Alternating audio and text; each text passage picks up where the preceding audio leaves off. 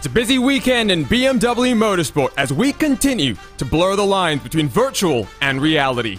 Just days after Turner Motorsport went zebra hunting at Sebring in the IMSA Michelin Pilot Challenge, and less than 12 hours removed from the 69th Sebring 12 Hours, where BMW Team RLL secured second and third in GTLM, we return to the iRacing.com service for the third round in the BMW SIM GT Cup as we take one step closer to BMW Sim Live in December.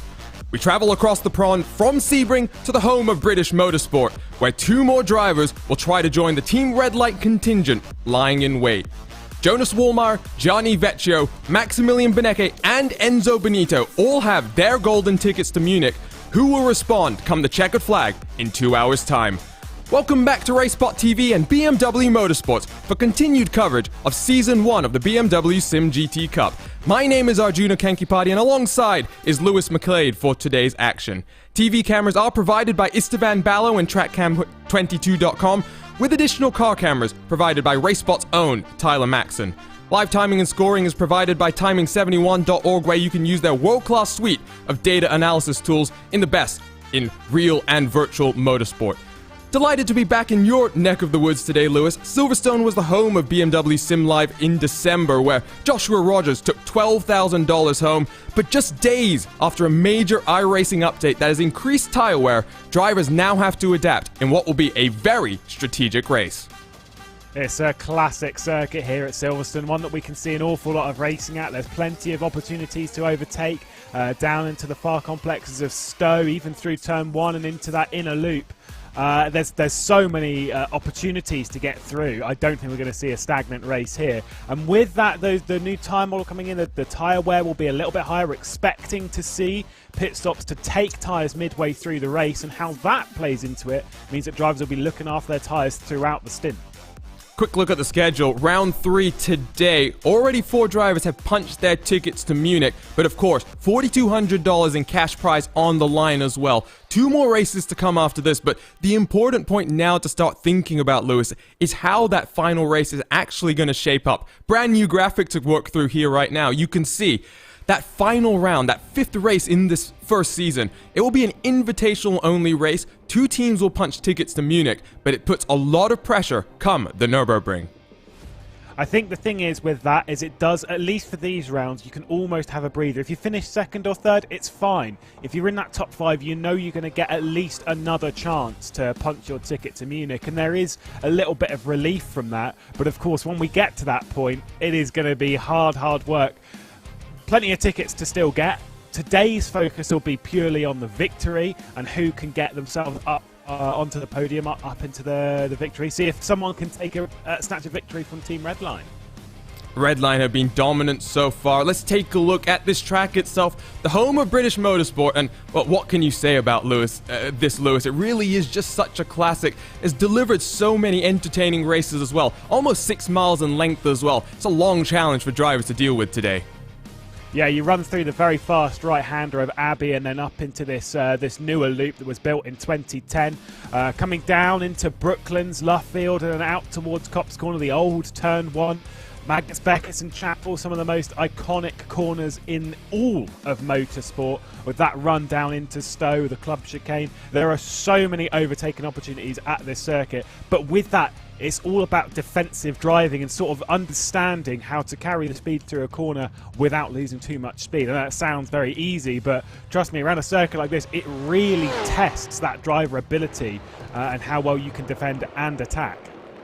On board, we jump with the Urano Esports car, but let's turn our attention to Team Redline for just a second here, because, of course, we talked about their domination in these first couple of races, Lewis. They return in force today. There's 4 of these Redline teams. They're going to be a big challenge for the rest of the competitors trying to get to Munich. And, of course, if one of these teams that's already secured those golden tickets to BMW Live in December wins this race, they will not be eligible for those tickets. It will go down to the next eligible team. It does open up a very interesting scenario for us to think about in the next 2 hours. Yeah, this is one of those teams that has that locked in place, which means that no matter what, they can't get one. The same as well with Vecchio, who's teaming up with Max Verstappen. As we saw last time out at Suzuka, that car is also ineligible to pick up a ticket to Munich, which then means that if those two are leading 1-2, you have the availability to finish third and still get your ticket. It's about playing the long game in that sense and see what people are fighting for here. Are they fighting for $1,200 for themselves and, of course, another $1,200 for their teammate? Or are they fighting to get that ticket to the Munich final? It is important to note when it comes to this championship at the moment that the previous two qualifying sessions, whilst we've got 2 minutes and 20 seconds left in this one, it's quite a long lap round here, is that both qualifying sessions have actually had the same front row of the grid. Josh Rogers has qualified on pole both times. Dane Warren has qualified in second position both times. Qualifying has been dominated by Coanda, but when it comes to the races, both race victories have come from Team Redline. Also, both of them have come from outside of the top 5. It was P6 at Daytona for Vecchio and Vollmeyer, and it was P8 at Suzuka between Benito and Beneke. So qualifying in this championship seems to not really matter too much. Well, and of course when Rogers and Verstappen have gotten together, not once, but twice in just this competition alone so far in the opening months of this year, it does mean that tensions must be high between the two outfits, and they really are two of the dominant forces this season. Rogers works his way down the old start-finish straight when Silverstone used to use this as the old turn 1. It's a very interesting corner in the M8. You notice how Rogers sets the car up all the way to the left-hand side. You cannot afford there to run too wide because that will lose you your qualifying lap time. That's a 1x off track as well. And we should talk about that very briefly now because we saw disqualifications happening very frequently in that last race, Lewis. It's a much different sort of scenario for these competitors today. It's a one and done kind of thing. Once you hit the incident limit, you are out of the race. Yeah, when it comes to Suzuka, we saw an awful lot of people running wide the spoon curve and, of course, at 130R, where it's so easy to do. We come to Silverstone, where there's so many places where you can run a little bit wide. That corner we've just come out of there, Stowe, if you run a little bit too wide there, 1x. Copse corner, that one that you were talking about, 1x there. You can get one here as well if you're not paying too much attention, which I don't think we'll see too many of, but it's still very easy to do, especially if you're side by side, just on the exit there. Abbey, you can pick one up, the first corner on the circuit, as there goes Josh Rogers up to pole position, a position he is very, very comfortable with right at the final moments of qualifying. And I was waiting for the lap time to come in. He's gone pole by an entire 1/10 of a second. Rogers revels in qualifying, finds himself at the front once again. But let's go trackside to take a look at our starting grid here from the home of British motorsport.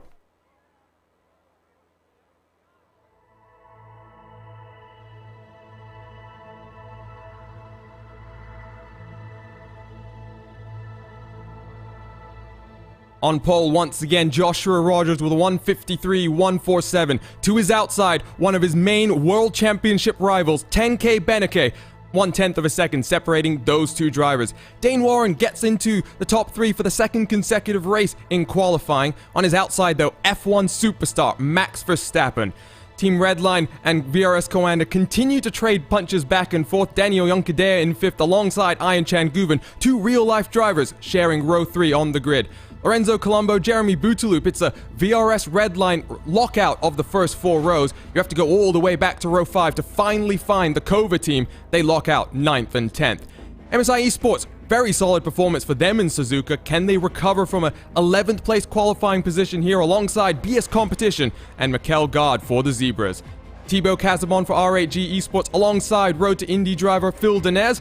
Bila Racing Team and new recruit Nicholas Coates in the 450 alongside Julian Sunnan for R8G Junior. Jamie Fluke for the Apex Racing Team, a relatively hometown boy. He'll be hoping for a good run today in what is a relatively unique car for him to be driving. And then you got Team Fordzilla in a BMW once again. 19th and 20th, Urano Esports, they lock out that row of the grid and will cycle through the rest of the names here. But Lewis, relatively short field compared to what we saw at Suzuka, just 36 cars. Yeah, it should make things a little bit less chaotic here. We saw an awful lot of that back at Suzuka, but my thing here is look at those front 4 rows. It is VRS Coanda Simsport versus Team Redline across all of them. A couple of Kova cars as well inside that top 10. That is absolutely thrilling, considering we know that these two teams do not really get along too well. They've come to blows at multiple times this season already in only 2 rounds. Oh, this is going to be very, very interesting indeed.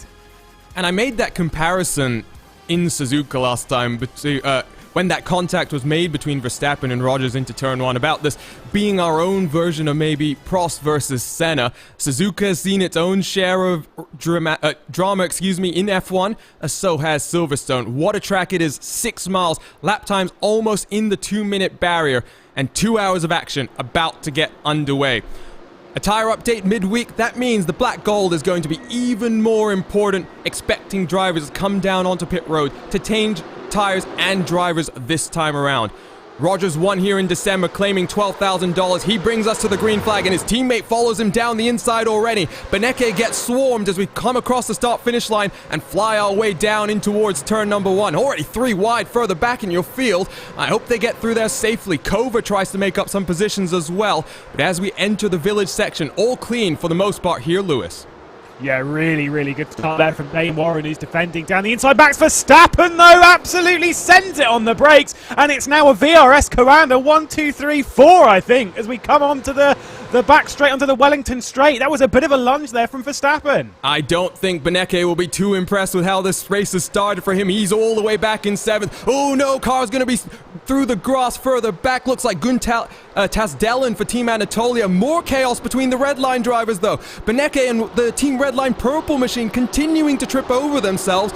And VRS 1, 2, 3. Joshua Rogers scampers away as we come down into Cop's corner. That's exactly what he needs to be seeing in his rearview mirrors, Lewis.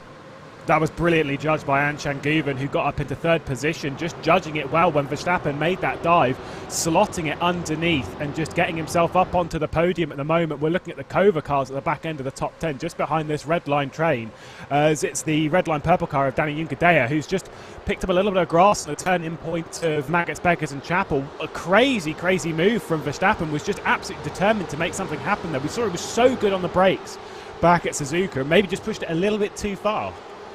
Well, unfortunately now, I think that has really let Josh Rogers clear 1.1 seconds the gap as we come down into the penultimate couple of corners. Lots of action in the mid-pack, you'll see. It was MSI Esports looking to the inside of one of the Kova cars, but it's Jeremy Bouteloup side by side with Danny Juncadella. Oh, 3 wide as we enter the corner. Kova sweeps around the outside, up into 8th position. Great move there by Valtteri Alander, still scrapping it out though with Lorenzo Colombo. We're 2 wide, 3 deep as we complete lap number 1 here at Silverstone, Lewis. This is incredible.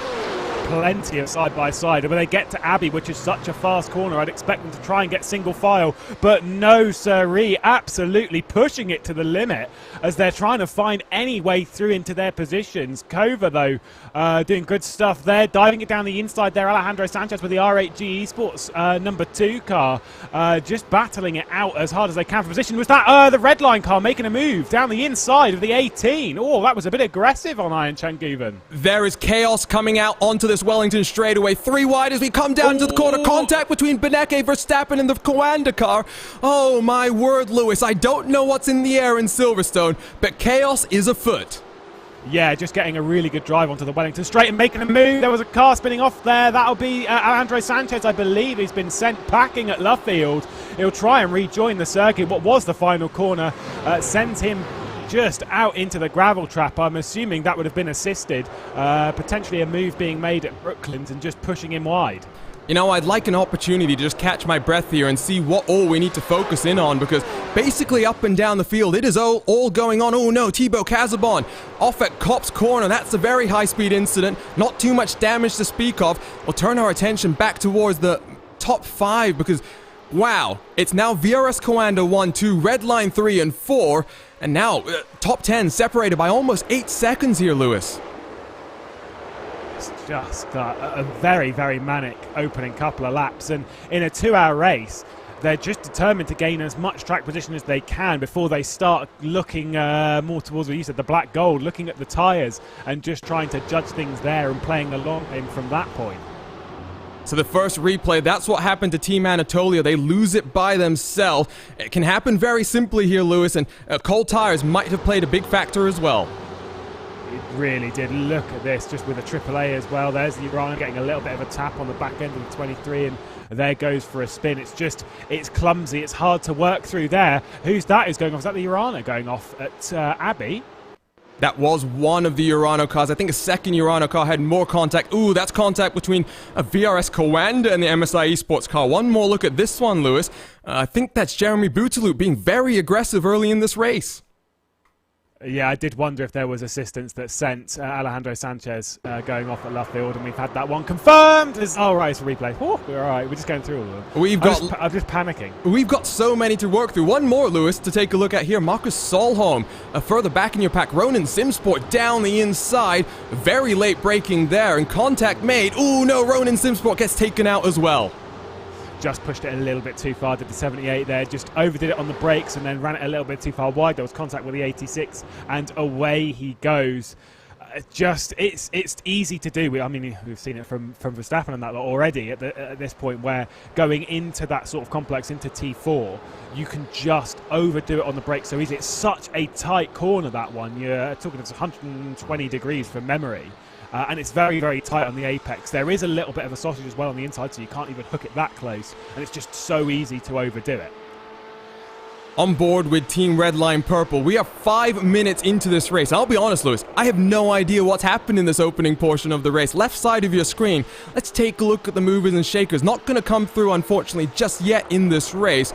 All I do know is Joshua Rogers first, his compatriot in second, 1.4 seconds behind, and Max Benecke now 1.5 seconds behind Dane Warren in second as well. This is looking much more promising for the black and red team right now.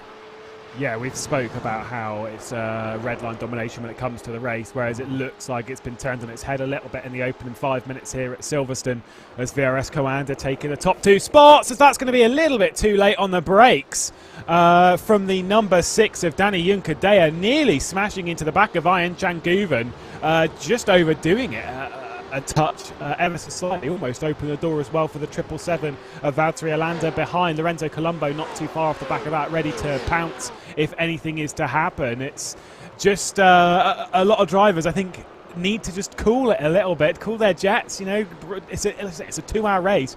Focus on those tyres and play the longer game, because at the moment they're almost allowing, with all this battling, they're allowing VRS Coanda to just literally run away with this race. Well, I did wonder if Coanda would respond. Redline have secured 4 of the 24 tickets to Munich in December, and they've done it in pretty dominant fashion. There was obviously drama between Redline and Coanda. You talked about potential bad blood there, but I always say, Lewis, that when it comes to top-level competition, you don't enjoy it as much unless you're competing with guys you know that you'll enjoy racing with as well. So I do think while there might be a little bit of tension between the two teams, there's also that recognition that they are 2 of the biggest outfits in all of sim racing, and they push each other day after day. I think there's a little bit of, there's mutual respect between the 2 outfits, and of course between any outfit that battles at the top end of the field in any sort of sim racing format. There's always a little bit of respect, but I almost think a little bit of aggression, a little bit of bad blood is sometimes, certainly good for us, because we get to see drivers pushing to the limit. You really want to beat those drivers. Ian Chang even made a little bit of a mistake there, and Danny Junkadea was staring down the inside, but wasn't able to make anything stick. We're on board with Lorenzo Colombo, as Valtteri Alander is going to look to the inside at Abbey, but they all back out of it and go back single file, running through one of the fastest corners on the circuit. One of the fastest corners, and a very high commitment one. We saw, I think it was one of the Urano cars, Alexei Nesov was the driver, I can confirm. Down the inside though, Lorenzo Colombo, he scoops his way past Valtteri Alander. They're still side by side through the next portion of the corner, but Colombo should scoop his way up into 7th position. Now though, you mentioned the tires now start to be one of the main factors that they have to start thinking about. We haven't talked about the weather conditions so much. There is the live look-in, and you can also keep up to date with this at racespot.wtf/BMW. Head on over to Timing 71 to follow along with their world-class suite of data analysis tools. But 27 degrees track temperature, Lewis, is not necessarily that warm. But the amount of wear that these tires now produce is still going to mean that when Rogers hands over to his teammate Mitchell de Jong, a fresh set of rubber goes onto that car. I was going to say 20 degrees. I'd take a day like that at the moment. Where I'm currently living, it is not quite 20 degrees. It's about 15 or so outside, but 27 degrees track temp. Normally racing in the UK, that's normal. That's fine. It's not too hot, not too cold. It's sort of in the middle. Of course, like the cooler track temp you kind of want, because you can look after tyres, you've got a bit more grip, you can look after tyres a little bit better, etc. When it gets really hot, they start overheating very quickly, and thermal degradation becomes a key factor. But I would prefer it to be like this. If I was a driver on the grid, I'd prefer it to be like this, because then you're driving, when you get in the car, in your own tyres. The number 99 dives it to the inside Apex Racing on the inside of Team Fordzilla. Fordzilla going to be able to hold the position. They're just going to have the inside going into the club complex. The number 48 VRS Commander Sim Sport, the fifth one, trying to work his way up the order. I was completely wrong on that one, as Apex holds it around the outside and gets the position anyway. That's Jamie Fluke behind the wheel of that car. David Williams behind as well. That was a move on Moreno. That was a decent move around the outside there. That was a smashing move, and reminiscent of what we saw in the Sim Live finale, where 3 wide coming out of that corner. Beneke and Graham Carroll tripping over each other. Joshua Rogers saw the opportunity, makes it work. Oh no, no. What's happened to Max Verstappen here in the Team Redline orange car? Biela Racing Team, almost more contact there between Verstappen and one of his competitors. Spool up the replay machine, Lewis. What happens here to Verstappen through this arena section? Well, this will be going into T4, where he overdid it on the brakes. But I'm thinking this is going to be a move to the inside from, is that Bouteloup, to the inside, and just completely overdoes it and sends Verstappen off the road. Ooh, naughty. It's Iron Changuven, rather, sorry, but yeah, I think he's taking a very, very shallow line. That was not on in my book. Well, 2 real-world drivers getting together. Back to live pictures. Guven has to defend from behind. Here comes Lorenzo Colombo. Don't go too wide into this corner, boys. Baggett's and Beckett's not where you want to be, risking your race with just 10 minutes gone and still an hour and 50 minutes to go. Colombo is now going to have to defend, though, from Orlando, because he's checked up his momentum all the way down the straightaway, Lewis. And here comes BS Competition as well. Yeah, they're working their way up the order after starting outside of the top 10, currently running in 8th position. Saying that qualifying in this series doesn't really matter too much, because you can work your way up the order. Remember that the victors from the last 2 rounds, Daytona, it was from P6. Last round at Suzuka, which we'd argue is quite a hard circuit to overtake at, normally, ended up being from P8. It's a very possible circuit to overtake at here at Silverstone, though, and so seeing someone get onto the podium, see someone get up to the higher end of things from somewhere lower down is very much a plausible opportunity. We're looking backwards from the number 18 VRS Commander Sim Sport of Ian Changuven towards the Team Redline number 71. There's Kova looking to the inside, but no move coming. And BS Competition Red, oh well, they will pounce at any opportunity afforded to them. Yeah, the Zebras are not going to be too patient. Mikael Gard, a World Championship competitor as well. It's been an interesting season for him so far. By the way, you can stay involved with us on social media using the hashtag BMW Sim, BMW Motorsport, staying very involved as always. Mr. Pole Position, P1 in qualifying once again for Joshua Rogers and Coanda Sim Sport. Now the gap to his teammate, 1.5 seconds. The gap to his World Championship rival Max Beneke now almost 3 seconds. So do stay involved with us throughout the entirety of the race. There is 2 splits of action, not just this top split, with about 36 other teams as well enjoying a very good fight. So that's the great thing about the iRacing service, right, Lewis? Every day is race day, and even if you're not a top level sim racer, you can still go out there and have some really fun racing. Absolutely. It's a bit of a throwback to when I started sim racing back in 2013, 2014. I actually made a debut at this circuit, just saying, a long time ago. But when it came to learning how to sim race, to learn like your craft and get a little bit faster, there is genuinely, hand on heart, there is no better place to learn to race than on iRacing, because the platform, you can race whenever you want. You think, it's Thursday, it's 7 o'clock. Yeah, why not? I'll do a couple of races, and from that you just learn. You learn by doing. It is the best way to do it. So just get out there and get on circuit. We're riding on board with Valtteri Orlando, though, who definitely has had his fair few races on the iRacing platform, in 7th position. But you can see there, that central camera, that mirror, you saw how close the BS Competition Red car of Mikael Gard got coming through that final chicane. As everyone sort of concertines up, it's the accordion effect, everyone closes in, and that's where you can get a couple of instances where you're running in such a close battle pack. If you're 6 or 7 cars back in it, it's so easy to trip up over the next car. And I'm going to be a little bit blunt here now, Lewis. If you are the Kova car, you're 10 seconds behind Joshua Rogers. They won at Road Atlanta in dominant fashion. There's no chance, I think, that happens again today. What they need is to be thinking about what we talked about at the start, finishing 2nd through 5th and setting up that final race at the Nürburgring as their charge to get there. Because these big races, if we see more chaos like this in our next round, it's anyone's game once again. So it's really about thinking about the long game here. For Kova, they've got 2 cars that they want to get up through the field. How's it going to work for them? Absolutely. You're 100% right. It's not, for these kind of drivers, it's not necessarily about prize, but it's not necessarily about trying to get that ticket right now, because to chase down a 10-second lead to someone like Josh Rogers and Mitchell de Jong, that's just, realistically, that's not going to happen.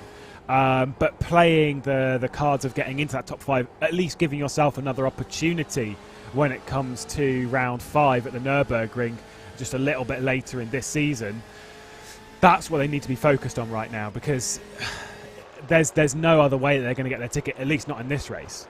Julian Sannen will try to get past Max Verstappen. Verstappen, with that damage, is half a second slower per lap right now, still running around in 12th position.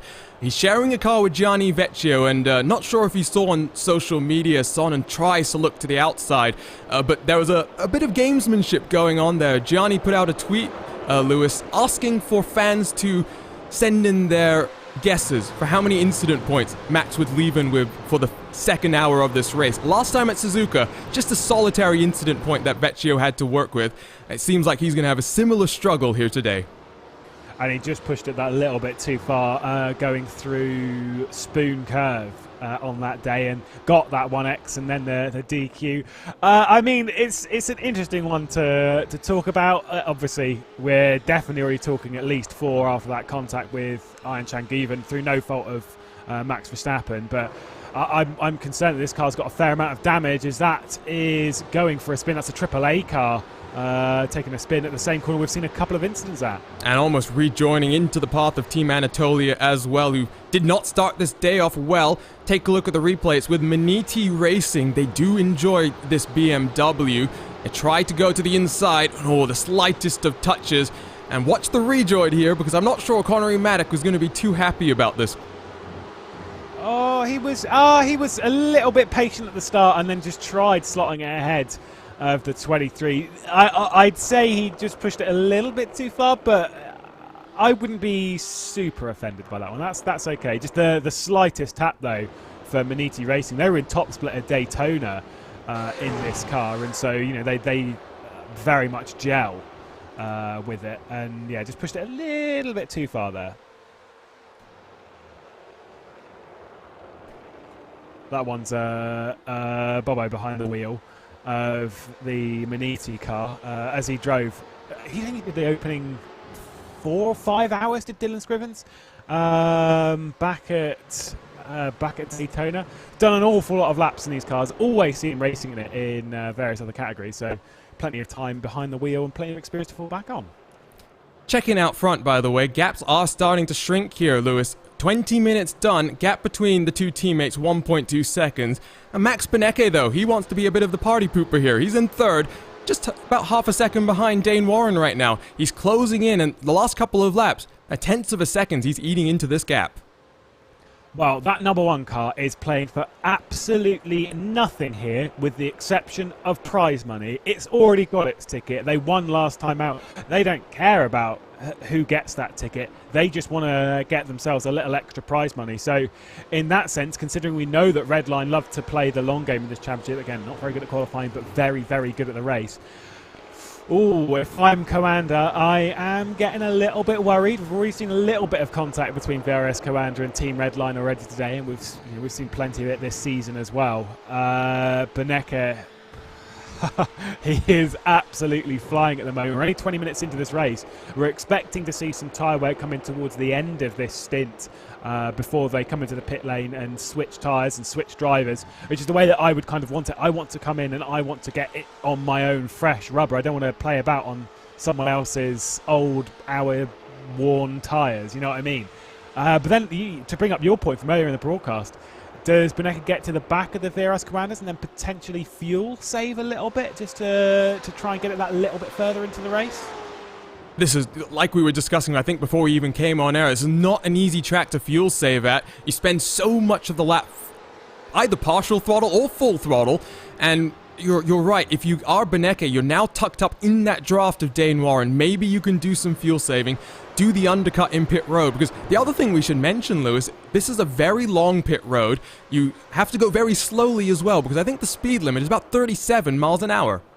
Yeah, 60k at Silverstone for those on the metric system. It's very, very slow, and that comes mostly courtesy of the there's a very tight right-hander. For those of you that haven't raced Silverstone, I'm pretty sure most of us kind of know roughly around the circuit, but there's a very, very tight right-hander. You come in, the pit lane line is very early, and there's a tight right-hander afterwards, and then it's just such a slow run all the way through the pit lane. Once you come to the end of pit lane, you then rise up and over a crest of a hill, and then back onto the race circuit. It's quite an interesting pit lane, obviously, with the new Silverstone wing that was built back in 2010.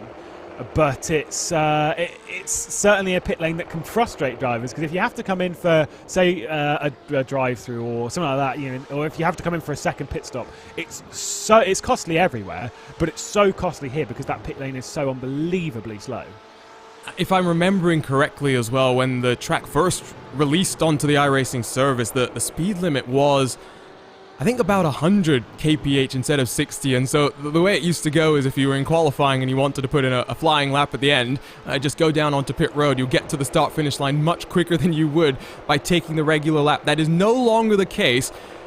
I think if anyone did that in this type of a race, BMW has manual race control that will take a look at all of these results. The final race results we will show you are unofficial, and I think the stewards would take a rather dim view of that one. On board with BS Competition and Phil Dinez, driver in the Road to Indy Series. He's behind Jeremy Bouteloup for VRS Coanda. In 10th position, but only about 1.5 seconds back from 5th place Ian Chan Guven. And this is now really that interesting fight for that 5th spot here, Lewis. Yeah, I was about to say that battle for 5th becomes very, very important.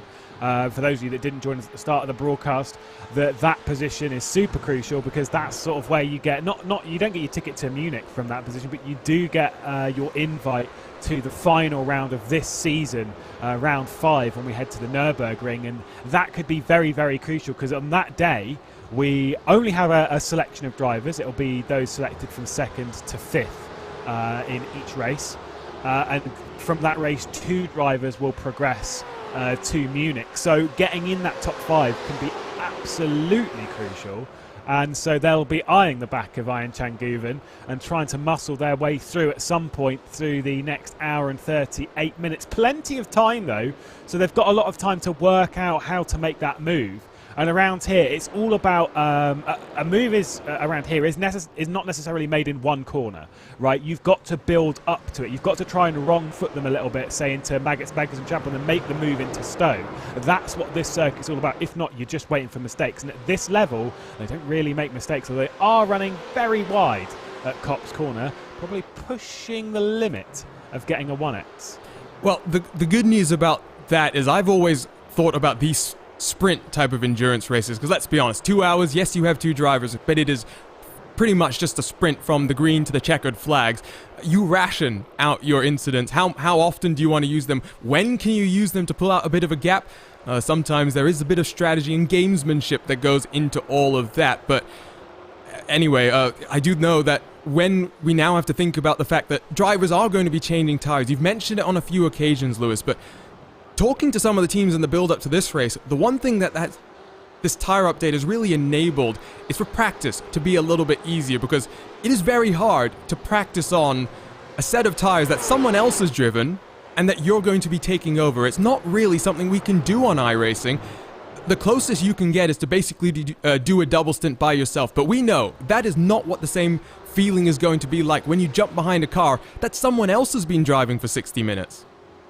You're right. It's where the best drivers are driving on those. Oh, yeah, I did wonder if we saw Ian Changuven run wide there because he disappeared off into the distance as the Team Redline Blue car of Lorenzo Colombo and Alanda's going to get through as well for Kova. That was a costly mistake. I think just overdoing it on the brakes himself. He's going to try and commit around the outside of Brooks as it gives him the inside of Luffield, and he might just be able to hold firm on Kova. I believe so. Alanda's not going to be able to make that one stick. It's a long way round the outside of Luffield. There's still going to be side by side. Now, who does Redline give that slipstream to? Because that could be absolutely crucial by the time we get into Copse Corner. Giving it then to Kova and allowing them to stay side by side to the apex of Copse. And Team Redline Blue is going to, well, obviously going to clear off into the distance, but that's Kova gaining the position. And costly mistake. Jeremy Bootsloop was trying to take advantage as well, snaking his way down into Maggots and Beckett's. We'll get a replay in just a few moments' time of that small issue.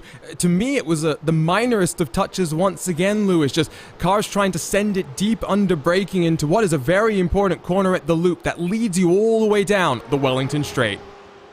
Just cost all that momentum, dropping a couple of positions. Thankfully, we've seen a lot of drivers make that mistake, but there goes Phil Denez to the inside of the 81. Another VRS commander being pushed down a position. Good dive there at Stowe. That was well judged and committed on the brakes. But yeah, around here, if you make a mistake into a corner, it's very rare that you make a mistake and it's just that one corner that you cost. You're going onto a straight that costs you an awful lot of time. Let's pull it back a little bit more and figure out what happened here. Take a look from the rearward shot from Guven. Deep under brakes from Colombo into the first right-hand corner. And how... Ooh, no, it's no contact at all. In fact, it's just that pressure that Colombo applies by moving to the inside. Guven gives him space, and that sets up that run all the way down the Wellington straightaway. Let's pick up live pictures once again and see if these cars are still squabbling, and they are indeed. Here comes Mikel Gard. You've got two Zebras now squabbed up behind the Guven-driven VRS car. And fifth place now, Lorenzo Colombo now has to deal with Valtteri Alander. Yeah, it was really well judged by Colombo just to sort of put the pressure on at the right point. And, well, Ian Changuven crumbled under it, and we'll see if that rears its head once again, because his eyes are very much looking rearward as we focus further up the order. Oh, there we go, Max Benecke battling it out super, super close in the back of VRS Coanda.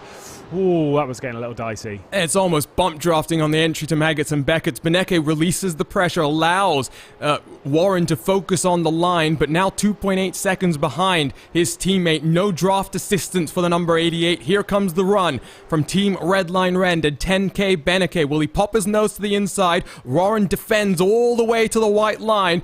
Inside line for Warren, outside for Benecke. This is what we saw in December. More contact between these two cars. Warren able to hold on for now, Lewis. Yeah, Dane Warren's doing great stuff for Josh Rogers at the moment, because where it was 1.5 seconds not very long ago, but it's now out to 3 seconds. You see there at the top of the shot, the number 8 car, and just coming through the foreground there, Josh Rogers very much clear of this battle pack. The harder they fight, the more time they lose, and Benecke will know that better than anyone else, and he'll be desperate to try and find his way through at the moment. But I get the feeling that against Warren, it's going to have to be quite a dive somewhere on the circuit here, a little bit too far back, maybe into loop just afterwards. Potentially into Brooklands. You can make a move inside outside there, so I don't know, his opportunities, he needs to get it done very, very sharpish. Now the gap up above 3 seconds, so the more time that Warren can hold up Benecke, this will actually help his teammate out even more. Rogers has one hand on our World Championship trophy on the iRacing.com service. He wants to punch a ticket to Munich to defend that title that he got at BMW Live, a trophy with a value that cannot be actually detailed because it was custom made by BMW Welt themselves. I'm very excited about having that finale in person again, potentially in December, Lewis, because it really is a celebration not just about the best in iRacing, but the fact that BMW continues to blur the lines between virtual and reality. BMW are really pushing stuff in sim racing, and we need those for sim racing, for us fans that kind of want sim racing to grow. We need the support of manufacturers and stuff that obviously are in motorsport that are now starting to take sim racing seriously and starting to see the advantage, the potential of what we can possibly make here. And it was a shame we couldn't have it too much last year. Obviously everything was spread out and split up. We all know what was going on, and hopefully we're going to have all of that sorted come December this year. And fingers crossed that everything goes ahead, because we want to see this all head back to normal and see everyone get meeting up and racing in person. It does provide a very, very different vibe, and you start to see different drivers come to the fore because they deal with that pressure so very well. Well, the reason I mentioned this blurring of the lines is, remember, you can stay involved with us on social media using the hashtag BMW Sim. 2 generations of motorsports fans watching right now. Thank you for tuning in both on BMW Motorsports and on RaceSpotTV. Delighted you're here for third round coverage of the BMW SIM GT Cup. Beneke applies more pressure to Dane Warren. Warren goes deep side by side. They will run through the loop. Outside line for Beneke. This will give him the momentum all the way down the Wellington Straight. But he gets forced off into the grass, Lewis. More contact between these two teams. Just a little bit of a squeeze before they went through the kink of Aintree as Dane Warren was just trying to line himself up to get over to the right-hand side, because it's a flat kink if you can make it stick. But if you're on that inside line, you've got to lift a little bit too much. And for Dane Warren, just a little bit too much of a squeeze for my taste. And Max Beneke will not be happy with that at all. It was a really good effort to try and get around the outside, but oh yeah, I wouldn't be too impressed with that if I was Max. Well, the good news here, if you're Josh Rogers, gap now 4 seconds, Lewis. So yeah. He's got one hand on this ticket to Munich now. Mitchell de Jong will be sharing the car with him. They want to get that ticket to Munich. They want to respond after the red line domination in the first 2 rounds. And after that contact with Verstappen in the first couple of rounds as well, I know Josh Rogers will be much happier with how this race has been unfolding. Let's turn our attention back to that battle for 5th here, Lewis, just for now, because Lorenzo Colombo is holding on to that 5th and final transfer spot into that season finale at the Nürburgring. Valtteri Alander is hunting him down, though. Ian Chankuvens dropped off the back of him. You can see there as he's under pressure from Mikael Gard, just running into Stowe. But that gap sort of growing allows Kova, allows Valtteri Alander to just apply that bit more pressure in the way that he wants. Whoa, going for a spin, the number 37 Sport Team Competition going for a spin out of Maggots, Beckett and Chappell. Oh, it was AAA as well. And that's a very big contact. Let's see if we can spool this back and see if there was more fisticuffs into the Copse corner, because that does not look like these two cars were too happy with each other, Lewis. Back to Copse. You can see the gap between the two cars. AAA really sends it in deep. Managed to close onto the back, and they should be able to pull alongside here and side by side into Maggots and Beckett's.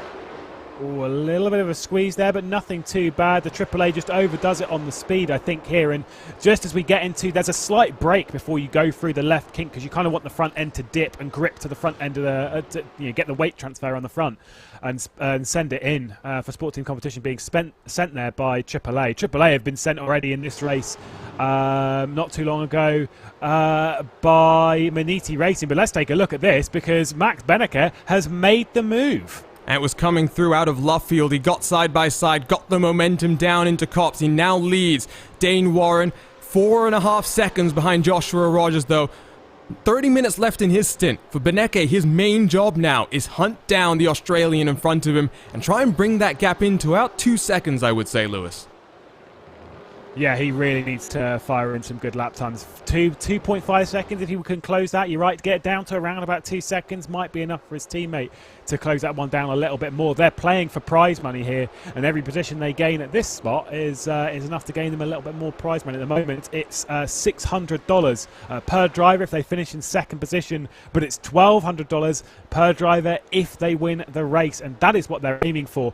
If I'm the number 8, if I'm VRS Commander, I'm actually not too worried, because that car's already got its ticket. We're not worried about, like, the prize money. You kind of want that extra prize money. Of course you do. It's an extra $1,200 between the positions. But it's about that ticket at the moment. And if that Team Redline car wins the race, they've already got their ticket. They're not a part of that equation. And so for VRS Commander, that isn't the worry.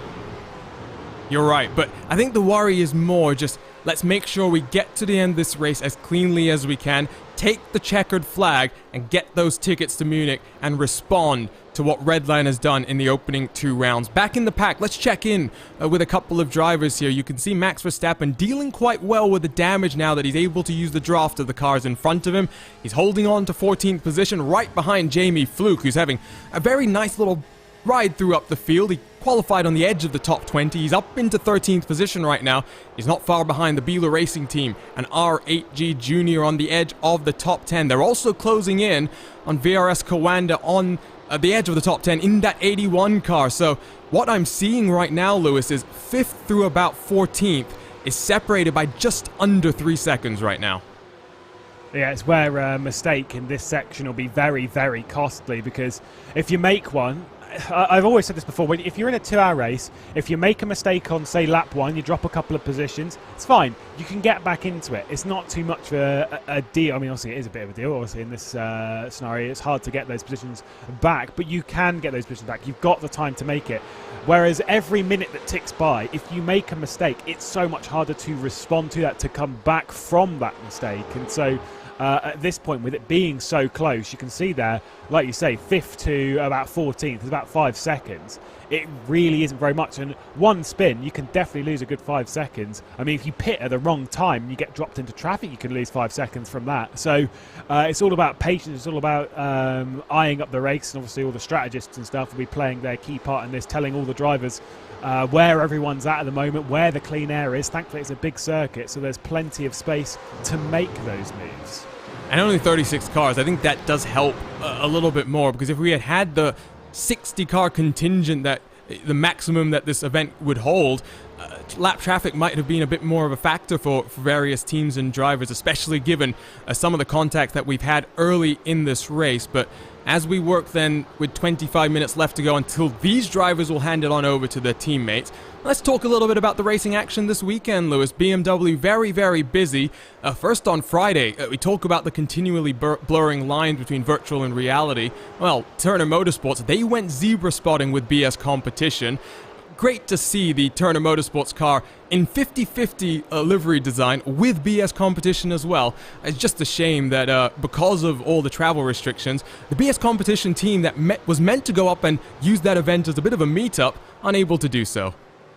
Yeah, it was. I mean, it's always good to see when you have some sim teams or that stuff and drivers all taking part in real world, and you have those, you say, like blurring the lines and stuff. I know there's other teams out there in motorsport. There's one that I remember being Satellite Racing, Matt Strand's squad. They have tried over the last few years to try and get drivers from sim racing into motorsport, and they've recently done it with a couple of drivers actually moving full-time into motorsport.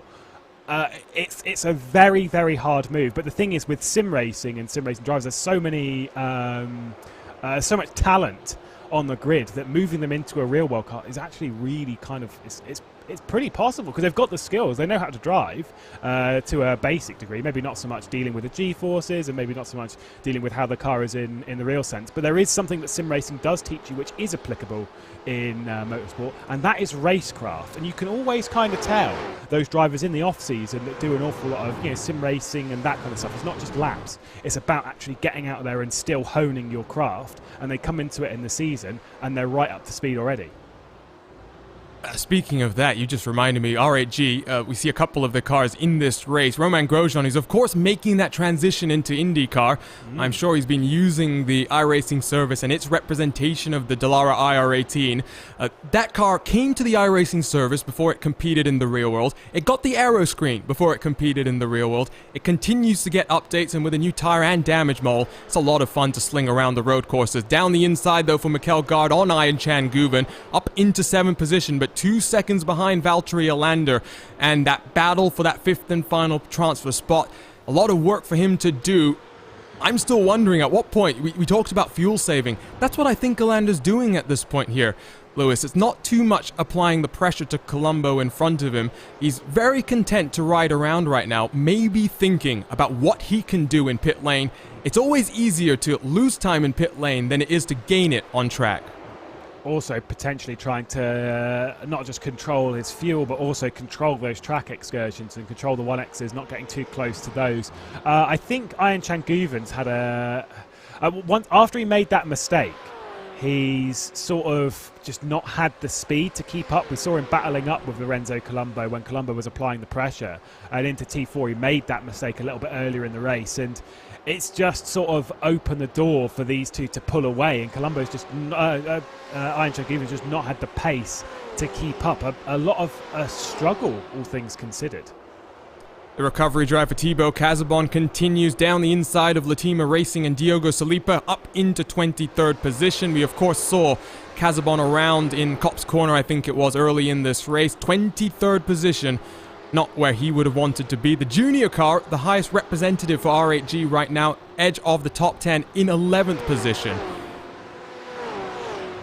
Doing great stuff as the R8G junior car. You always kind of want it. If you're in the junior car, if you're in the lower sort of part of the team, you kind of want to show why you should be moving up, why you should be considered to take part higher up in the order of the team.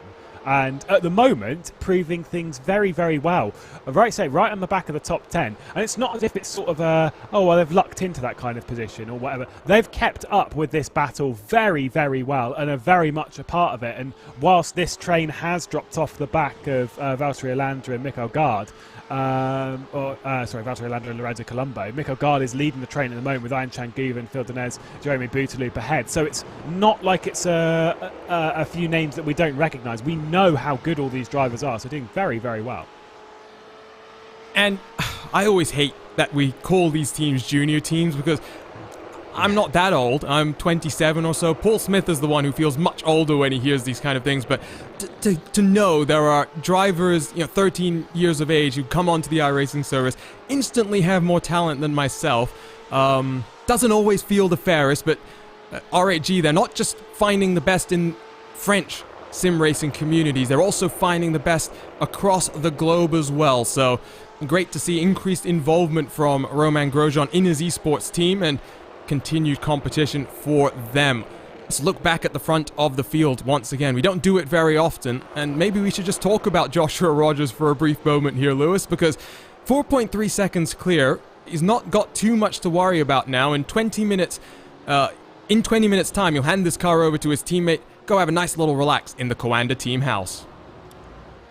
Just trying to think though, I'm pretty sure not very long ago, that gap to Max Boneca was 4.9 seconds when he got through on Dane Warren. So he has closed the gap a fair amount. The last lap times round, it was a 154.5 from Josh Rogers and a high five as well. And it was a mid 154.4 for Max Boneca. So it came down a tenth and a half. Now the thing is those gaps coming down a tenth here, a tenth there, a bit here, a bit there. You can see that. Oh, it's been chopping and changing between the two of them fairly close. But when it comes down a little bit more. And it goes up, and I'm just wondering if that gap's just coming down bit by bit. Well, I don't think this graphic actually shows lap time comparisons. This is more a lap time delta for the car itself. The one thing I noticed, Lewis, is the consistency. He's either in the 54.5s or the 54.6s. A couple of one lap 20, where he might have made a small mistake, but the level of consistency on display there is absolutely incredible. You can see here, though, for Team Redline Red, lap 16, that was a slightly slower lap, but since then, the lap times have been coming down, a 54.4 the last time around. Yeah, that's it's interesting to see that Boneca's times are quite a bit more inconsistent than Rogers are, but when they are fast, they're a lot faster, and maybe it's just a sense of not controlling the tyres quite as well. They're both lapping quite close to their best lap times. It was a 54.2 and a 54.3 for Rogers and Boneca respectively, so they're lapping fairly close, only a few tenths off of their best lap times. We have seen a change for position though, as we're seeing on screen. Ian Changuven has got back ahead of Mikael Gard, so that position going back the way of VRS Commander SimSport. Yeah, and the issue here is they're 4 seconds behind Valtteri Alander now. You can see bottom right portion of your screen. As they continue to squabble, none of these cars, at one point, it was 5th through about 15th, separated by 5 seconds. It was anyone's game for that 5th and final transfer spot. If, they wanted to set things off and blow up the fireworks in those final 15 minutes. But at this point in time, Lewis, it's a 2-horse race between Colombo and Alander for that 5th spot. Yeah, they've battled too hard, and it's just sort of dropped them a little bit further back. You can see the white and orange car as well, dragging it up to the back of this group after early issues between Max Verstappen and the VRS Coanda car, and away he went down the road, and he's caught up to the back of this pack. Biella Racing Team Euronics is directly ahead, but is very much a part of this train for what is 7th position.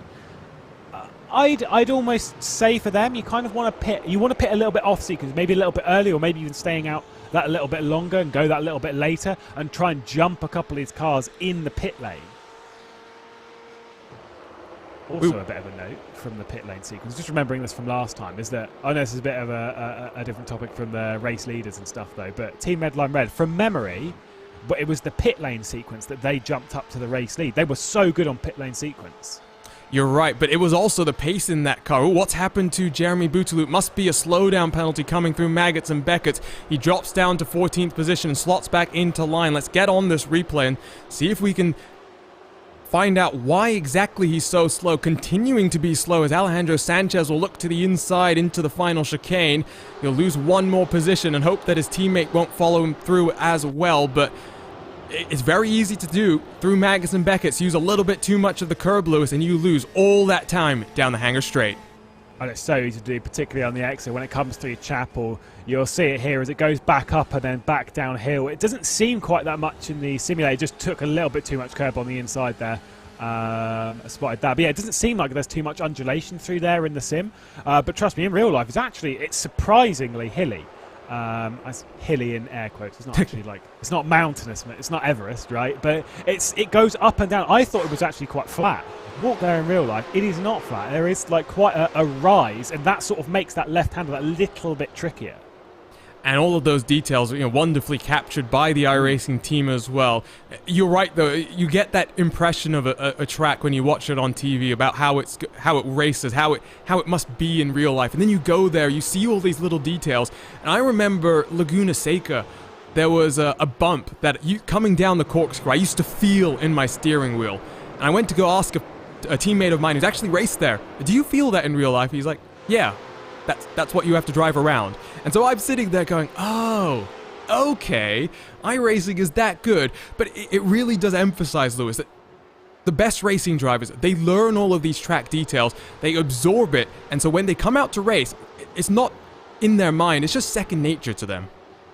As part of the learning process of a circuit, that's why in iRacing terms, you see some of the drivers, when they're coming into a circuit they're not familiar with, if it's on iRacing, they'll probably use it.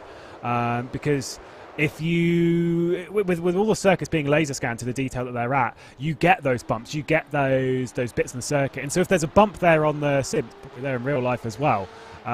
Take, for example, when they did the NASCAR road course last year, obviously a lot of the drivers, they hadn't driven it before, realistically. So a lot of the drivers went, oh, okay, let's give it a go. Let's see what's going on. Let's see how the car behaves. And you can, you take everything with a bit of a pinch of salt, because obviously setup difference, conditions, etc., etc. But you can really learn where all those bumps are, the bits you really need to be careful on. And so that's kind of where a lot of the real world drivers kind of learn a little bit of their craft.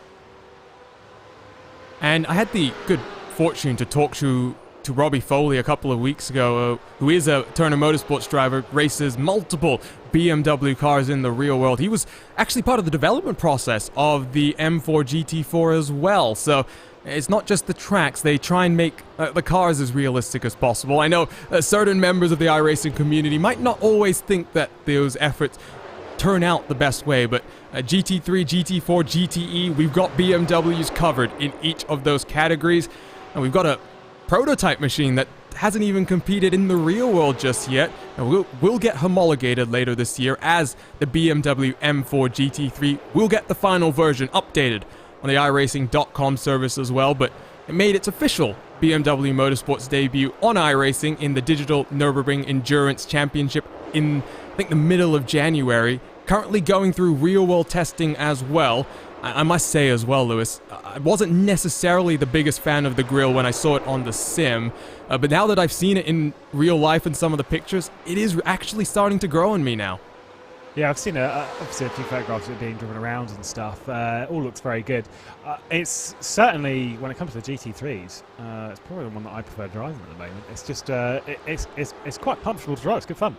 But yeah, it's nice to have it in the simulator as well. Going back to your slightly earlier point about some drivers maybe not saying that, oh, this is the realistic and whatnot. If there's something that exists, people will complain about it, and that is the same in sim racing as it is in motorsport. And to be fair, as much as we all complain about people complaining, I do quite like the idea that everyone complains about this in motorsport as well, because it's it's not just a sim racing thing. It's one of those other ones that that sort of draws a parallel to its real world counterpart. Just a little bit of a note, by the way, looking back towards the front, Josh Rogers has responded pace-wise to the threat behind of Maximilian Benecke. The gaps sort of hovering. They're both doing very, very similar lap times. Last lap time round, it was both on a mid 154.4. So that he's responded in kind of the way that we would expect, but it is important to note. Gap holds steady between those two. Dane Warren has fallen off the back by about 1.4 seconds, so I don't necessarily think he'll be too much of a factor at the front of the field. The question becomes, can he hold off the cars behind to hold on to that prize money for the team? Dane Warren, I wonder what time it is in Australia right now, because obviously one of the main reasons that Joshua Rogers made that transition from living down under to the team house in Germany was the fact that time zone is such a big factor for him, Lewis. And talking to the VRS team, it was a bit of a settling in process where the entire team had to learn what the house was really going to help them do. But now it's really starting to work out nicely. Mitchell de Jong is the latest recruit to that house as well. They've now got 4 very talented drivers, all focused on really achieving their goals in sim racing. The time zone difference is a big deal. Of course, you all know about time zone difference, being out there on the west coast of the United States, having to wake up very early. So thanks for that, by the way. But there's someone that I speak to quite a bit. His name's Dan Finney. For those of you that know DDF Racer, he's does YouTube and stuff, as does literally everyone and their dog these days, but just moved on to iRacing and stuff. But when I was working a couple of years ago, sent me a message saying Happy New Year, obviously on New Year's Eve, at 2 p.m, saying Happy New Year. He lives in Australia, and I was like, it's like not for 10 hours. Like, oh yeah, Australia.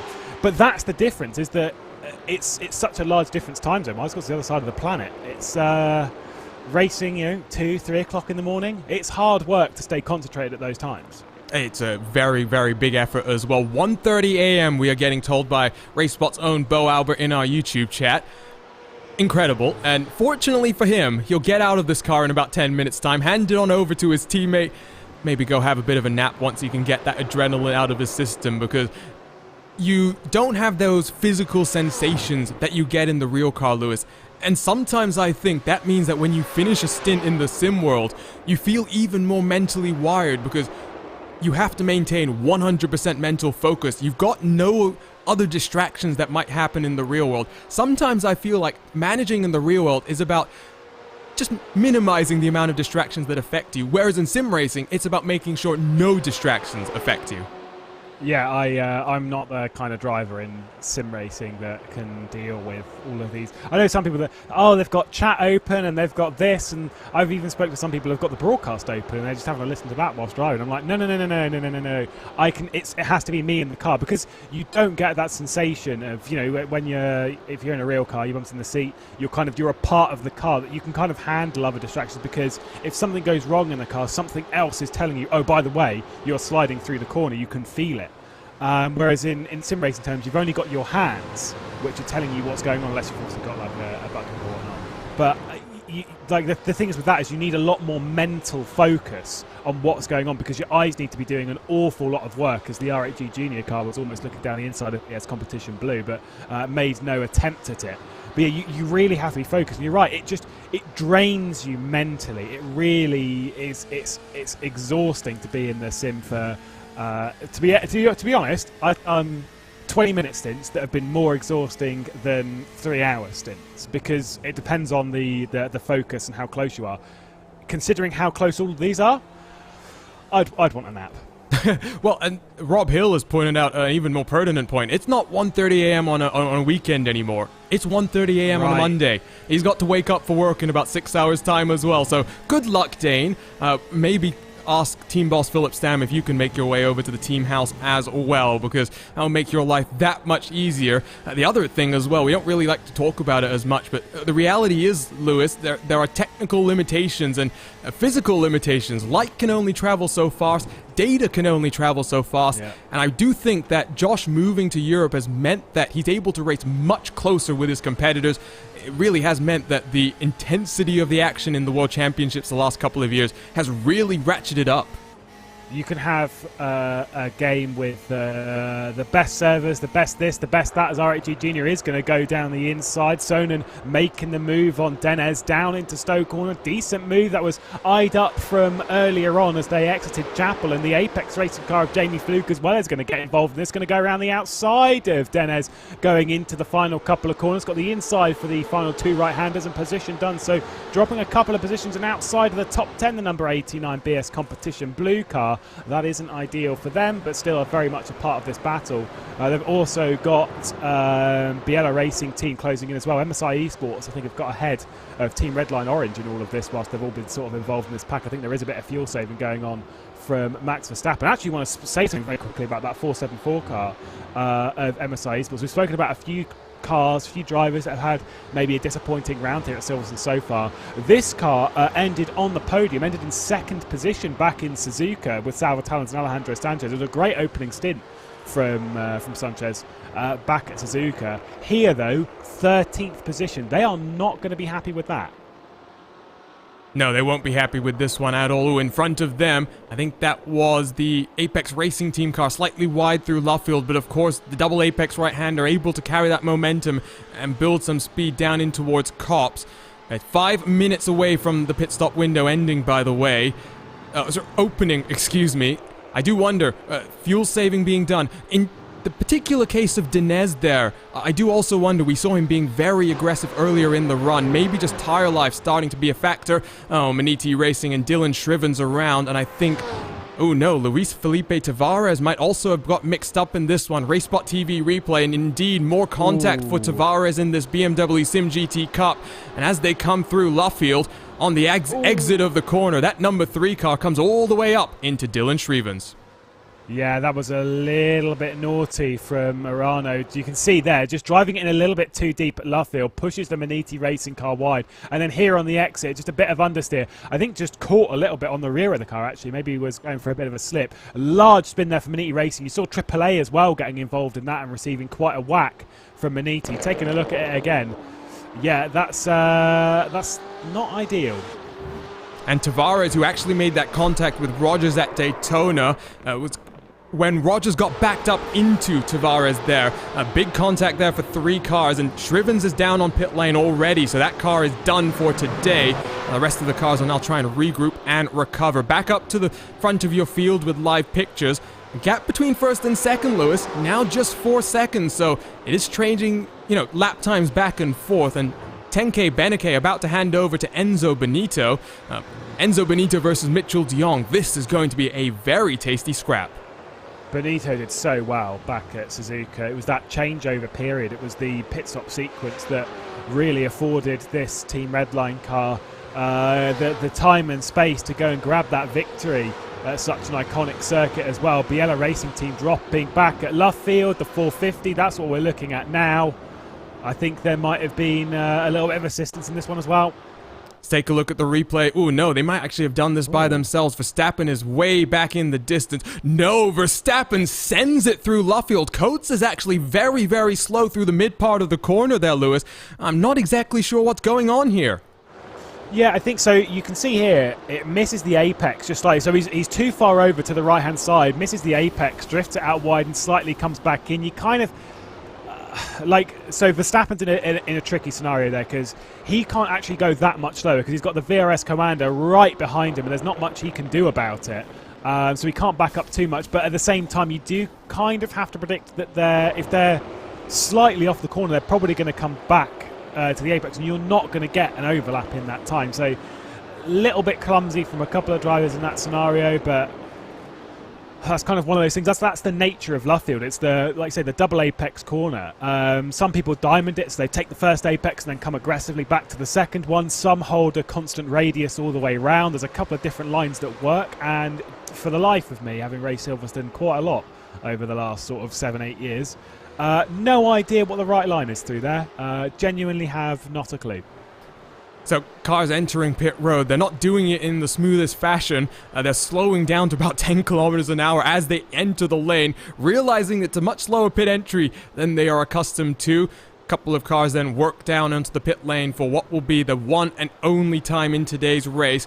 Now question becomes, has any car done enough fuel saving, Lewis, to do something different now? Yeah, we'll keep our eye on that, see when they actually come into the pit lane. If it's expected, I would expect this lap or next lap, if any drivers save that little bit of fuel, they may be able to go a few laps longer, but it's just about how much further in the race they can go.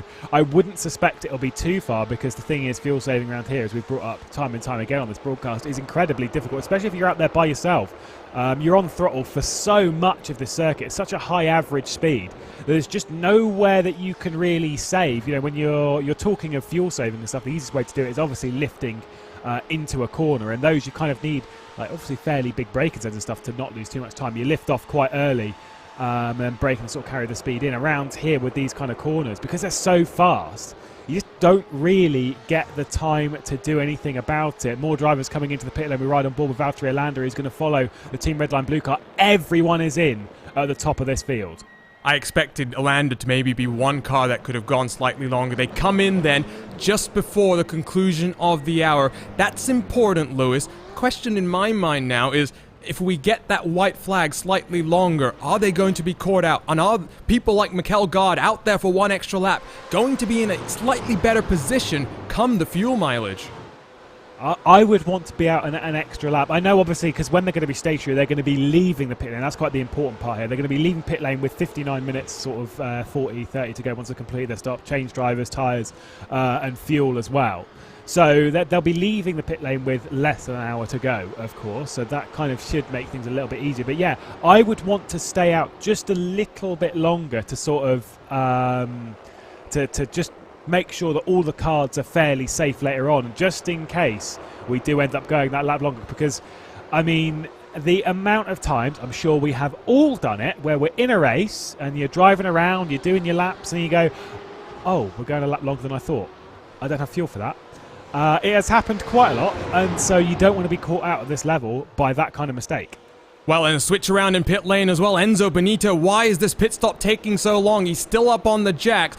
VRS Coanda off of pit lane. Chris Lollum as well. Jonas Wallmeyer will beat out the Team Redline Red Machine. I think you know what has happened here. 4 tires have been taken by Enzo Benito. 2 tires have been taken, Lewis, by the rest of the field. Now, how does that play? We are going into a bit of the unknown. Spoke previously about how the tyres are slightly different this round as they were in the previous couple. New tyres coming in for these cars, and so we're really in the realm of the unknown as to how these tyres are really going to play over a 2-hour race. In the sense that we kind of last round, the round before, it's not the tyres that we would change over a 2-hour period. They would come in, they'd take fuel, they'd switch drivers, but they'd leave the tyres on. Whereas now, with the way the tyres work, is that we need that change. But yeah, you can just take 2 tyres if you so wish, and I'm wondering what the right call is. It's quite a high tyre wear circuit, this one, more so on the left-hand side of the car than the right. But yeah, that's a very, very interesting call. Well, out of the top teams, only Kova and Team Redline Red have taken 4 tires, so split strategy there. The cars that will come down onto pit road this time, 2 BS competition cars, R8G Junior, Apex Racing Team, number 48 VRS Coanda, and the Team Fordzilla BMW. It always feels weird to say that. Those cars might be able to fill up slightly less fuel. Here comes Mitchell de Jong down into the final couple of corners. He now has a 6-second advantage over Mac Backham. Backham has 4 seconds back to Chris Lollum, a further 6 seconds back to Jonas Wallmeyer, and then you find Enzo Benito chasing down his teammates. So big shakeups in pit road, and now we watch here, Lewis, to see if anyone in pit road this time around can jump some of these other cars. Yeah, indeed. For this car, if you want to keep up to date on prize money and positions, if they finish in their position at the moment, or if they end up winning the race, from Kova, who are leading now. Have they stopped yet? Kova stopped early in the race. That's Matti Sipula, who had a slight crash, I think, in the opening couple of laps there, Lewis. So that's why he's showing as having come down pit road. Still a driver change yet to happen in that car. Oh, we're okay then. I was getting very, very confused as to where that was in circuits. We're seeing them all come back out onto the circuit. That's the Apex Racing car, Jamie Fluke handing over to Higuain in the number 99 as they switch their ways round. Yeah, for the number 8 car, though, if they finish in their current position, they win more prize money than they have over the previous 2 rounds together because they finished 3rd in both of the previous rounds. It's $300 each, so $1,200 in total between the 2 of them over the 2 rounds. They'd be getting that per driver in their current position. On board with Antoine Higuain, who's just come out of pit road. Slight bump to the back of Marty Piatella through Luffield. And for the Apex Racing team, this is for the battle for net 6th position. So just 1 spot away from that final transfer spot into round 5 at the Nürburgring. It's been a really impressive drive through the field. First by Jamie Fluke. Now what can Higuain do? Because the 2 World Championship competitors are very, very strong drivers. Not necessarily as experienced in this M8 though, Lewis. No, but they are I mean, Higuain's got into it and is already like very racy. This is what you get when you're dealing with these kind of drivers at this top level, is they'll get straight into it and they are already on the limit. The moment they hit the first apex, bam, they're on it. As Kova comes in from the race lead to switch drivers, Superlar coming in just to switch it over. And so Viras Commander simply will take the lead with Mitchell de Jong behind the wheel. But yeah, straight into it, straight on top form, straight on top lap times. And Higuain was almost racing it like a touring car effectively in that position and was really applying the pressure. But you can see just behind, spoke before about how they were second last time, but MSI Esports are now right back in this. Currently in 9th position, the 474 Salva Talent behind the wheel, who did good stuff towards the end of the race last time out. This is going to all switch up to 6th position once Kova have dropped down past them. But yeah, really, really good pace towards the second half of this race as well from them this time out. He stole the words out of my mouth. I was about to say that very same thing. You were saying for Alejandro Sanchez, maybe not so impressed, but there's still potential here for the MSI team. A very strong run at Suzuka for them. Not so dominant in qualifying, but I do think part of what happened at Suzuka there, Lewis, was just we had chaos here at the start, but not to the same degree that I think we had at Suzuka, where basically the first hour of that race, every 10 minutes, we seemed to have some kind of major incident involving some of our top competitors. These kind of races are all about sort of avoiding chaos, right? That's kind of how it is when you're in a big pack, and we saw this at Suzuka with so many cars on such a high level. When it comes to that, that's how you can qualify, for example, that's how you can qualify 8th and still win. The likes of Beneca and Benito last time, is by just staying out of trouble, by keeping your nose clean. If you're coming across the line with a car that's not got a single scratch in it, you've done well. And normally if you come across the line with not a scratch in it, you're probably up higher than maybe you would have expected. And so that kind of sense, it's just about keeping out of trouble. And that's what these kind of drivers are just doing at the moment. They're just staying away from the carnage and picking up the pieces from when it all sort of unfolds. And so with 53 minutes left, Mitchell de Jong 6.5 seconds clear of his teammate. Team Redline 3rd, 4th and 5th after winning the first 2 rounds of this season. But of course for many of their drivers, no tickets to Munich on the line, just that prize money. And for Chris Lullum and his teammate, they are in position on that 3rd and final step of the podium to bring it home. For AAA Esports, they're down onto pit road this time around, the last car that we expect to come down onto the lane. So all drivers now should have finished their one and only mandatory driver change. Back in the pack for Kova and Pekka Toivonen though, because that longer pit stop, just like we saw for Enzo Benito and Max Benecke, has dropped the 777 out of the top 10. And at one point, Lewis, this was the highest place non-Coanda, non-Redline car. It's just unfortunate that, brief strategy mistake, or maybe a strategy call that they're going to hope to gain them back these 12 seconds. It does mean that for the next 15 minutes, Pekka Toivonen has a lot of work to do. This is where, like, when you've taken tyres, extra tyres and everyone else, you don't necessarily see the gains straight away. It may end up coming in the final few minutes of the race, but that's where you see that main advantage. So it might just be a little bit of patience here from Toivonen and just playing the long game at the moment. He's on the back of Pash Gergis at the moment. As who's off the road? The number 11. That is 5-Star Motorsports Blue. Ooh, and that might be through Maggots and Beckett's, is it, Lewis? Through Abbey, T1. Ooh, okay. By himself. Oh, and Marcus Ericsson alert. a nasty snap of oversteer as well. Maybe just getting onto the curb a bit too much. No, he just carries too much momentum in. You can see the weight transfer, Lewis. That car was pitching around very, very early there. Yeah, I think so. He's got, like, I think you're right. He's got too far over to the left-hand side, and when he's turned in, the weight transfer that's dropped on these curbs. These curbs, whilst they're quite flat, they are serrated, and so they do cause quite a lot of bumps, a lot of undulation, especially if you're on, like, you know, if you've, for example, if you've not taken tyres in the previous stop, or you've only taken some tyres, the temperature difference from side to side may be slightly different, and when you've turned in, you just don't have the grip, you don't have the adhesion to stick you to the tarmac. And around she goes, because at that point, realistically, when you're on the curb, the right-hand side tyres are actually doing quite a lot of work.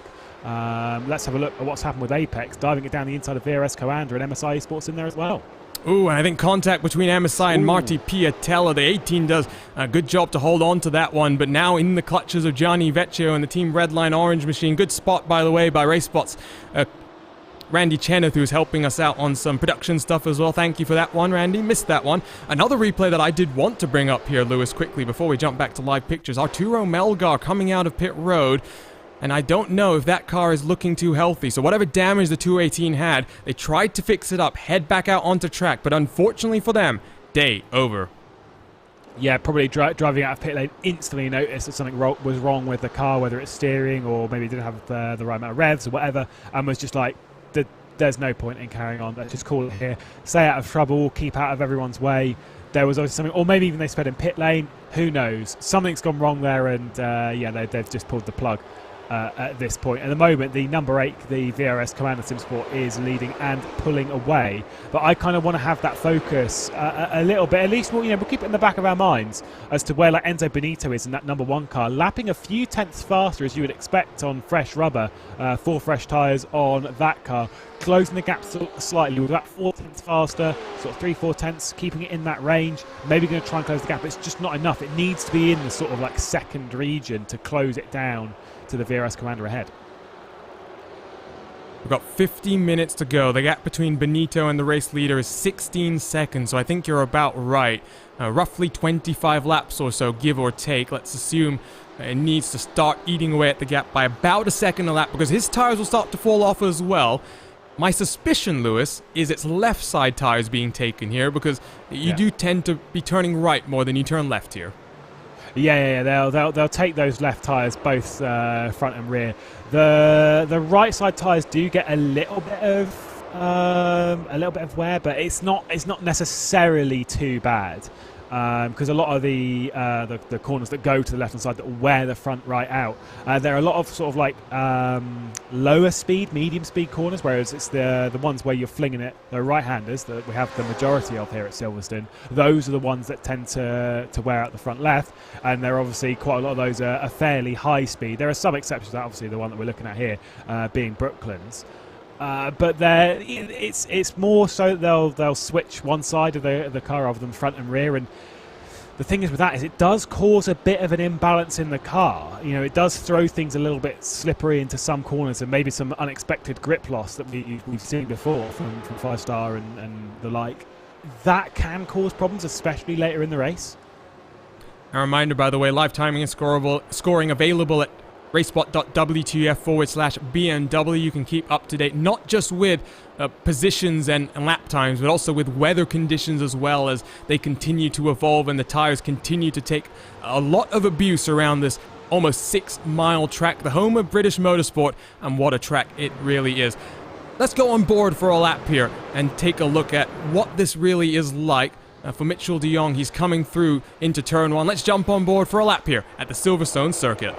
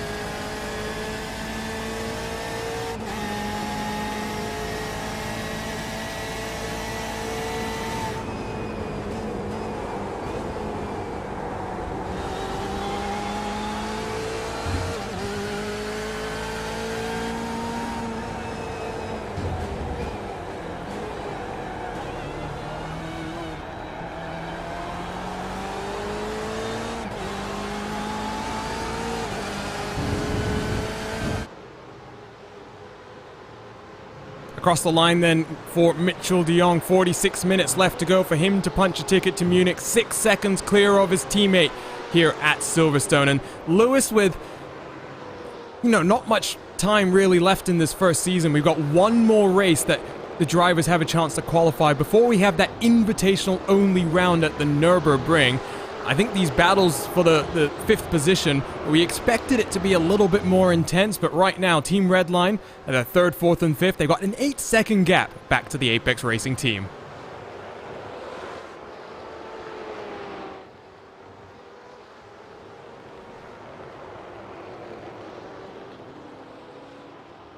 I was pressing the wrong button. That's very good. I was just saying that when it comes to round 5, that final, we'll cover who's going into that round when we get to the next round at Road Atlanta, because it's going to be really, really important to see which drivers are sort of playing for those positions, which drivers are getting into round 5 and then going to try and punch their ticket into Munich. But focusing on today, they'll be happy with just getting a top 5 and just sort of getting themselves, at least in their minds, confirmed into that final race this season. Everyone else behind is just sort of thinking, oh, I hope it falls for me next round, because they're running out of opportunities. Well, and for someone like that Apex Racing team, Jamie Fluke, Antoine Higeland, after that disappointing qualifying, to be up in 6th position, they may have been hoping that a slightly better qualifying at Road Atlanta sets them up slightly better for the potential chances of Munich. They will also have that added, factor in the back of their mind here, Lewis. There's not much time left with this car. Season 2 will be in the BMW M4 GT3. 5 more races across what should be a very interesting schedule. Not allowed to reveal that one just yet to everybody. But for teams that are now just coming into this car, someone like an Apex Racing team that hasn't been focused on these opening rounds of this championship, they don't have much time to adapt to this car, to set up the car in the ways that they want to do so. How much time do they really want to invest in this competition versus Season 2? As, Marty Piatella deep under braking, he drops to 12th position. Yeah, behind a couple of his teammates. That was he was really close to collecting the Kova car as well for good measure and all of that. But yeah, you're right. I kind of wonder if there are some teams that we know go well in this M8. Let's have a little look. Whoa! So close, so unbelievably close to carnage there. But yeah, some drivers, teams, remember we were saying earlier, like Maniti Racing, who are very comfortable in this car. Plenty of other examples as well that enjoy this car, that understand this car. They need to take advantage of this car and try and, if they're going to get their ticket in anything, it's got to be in this one, surely. Because when we get into the M4 GT3, it's like the reset button has been absolutely slapped. And some teams who maybe struggle around about 15th, 16th, 17th in this car at the moment will suddenly shoot to the front, and that's the worry for some of the other teams that are better in this car, is they can't afford to be dropped back into the mid-pack when we get to Season 2. Someone in our YouTube chat saying that Apex aren't focused on that car, they don't do data packs for it. That's not the point that we're making at all. So slightly different when you spend hours and hours prepping for these races. Mitchell de Jong and Joshua Rogers, they've focused on Daytona and Suzuka. Hours of practice going into that one. It builds up that base of knowledge. All of these drivers are the best on the sim world. It's all about what little advantages they can have over one another. Speaking of advantages, one team that I think maybe has misplayed their hand here today, Lewis, is these Zebras. Another one of the cars that has taken all 4 tires, both the blue and the red. Lauren Heinrich being chased down by his teammate Nathan Lewis, 13th and 14th respectively. These cars were running up in the top 10 much earlier on.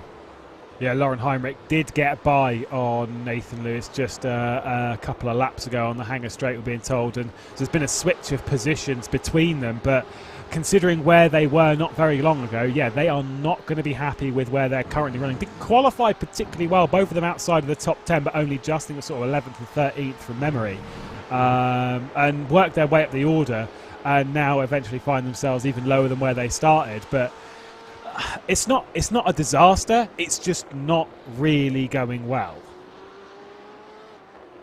Everyone has high expectations as well, right, Lewis? Everyone thinks that they are the best that they can be, and they're all pushing each other to be the best they can be. Let's talk a little bit about other things, though, for now in this middle portion of the race. We had a few real-life drivers earlier on. Of course, Chan Guven and Max Verstappen. We got one more who's really enjoying his sim racing right now, Lewis. Alex Palou, who's an IndyCar driver, won the initial IndyCar iRacing Challenge race just a couple of days ago.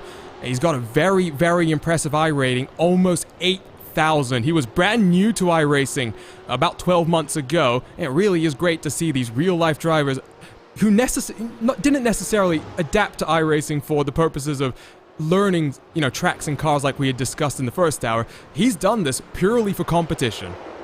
It's for anyone who caught it, it was a really, really strong drive. Montreal to take victory, and of course you kind of sit there and think, well, it's against some drivers who maybe don't do too much sim racing and all that kind of stuff, so maybe they're just not used to it. We saw last year through all the chaos that was, we saw people like Jimmy Johnson that come into sim racing, whatever, and they weren't taking it too seriously, they weren't too comfortable with it. It was just sort of like, I'm just here for a bit of fun.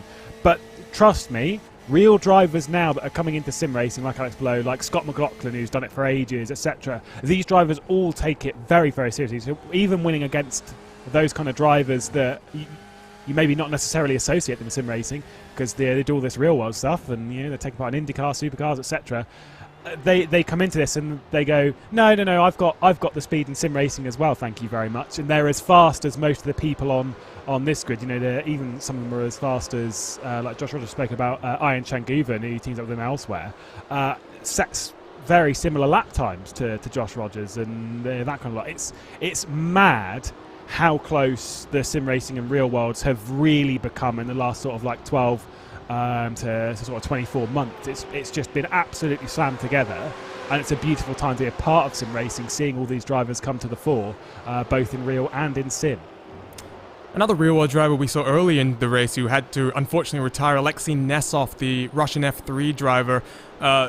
Kind of looking about it the other way around, though, Lauren Heinrich, we talked about going zebra spotting at Sebring with the Turner Motorsports team, BS Competition, and Turner Motorsports partnering up there. Lauren Heinrich, he's been competing in the Porsche Carrera Cup Deutschland recently in the real world.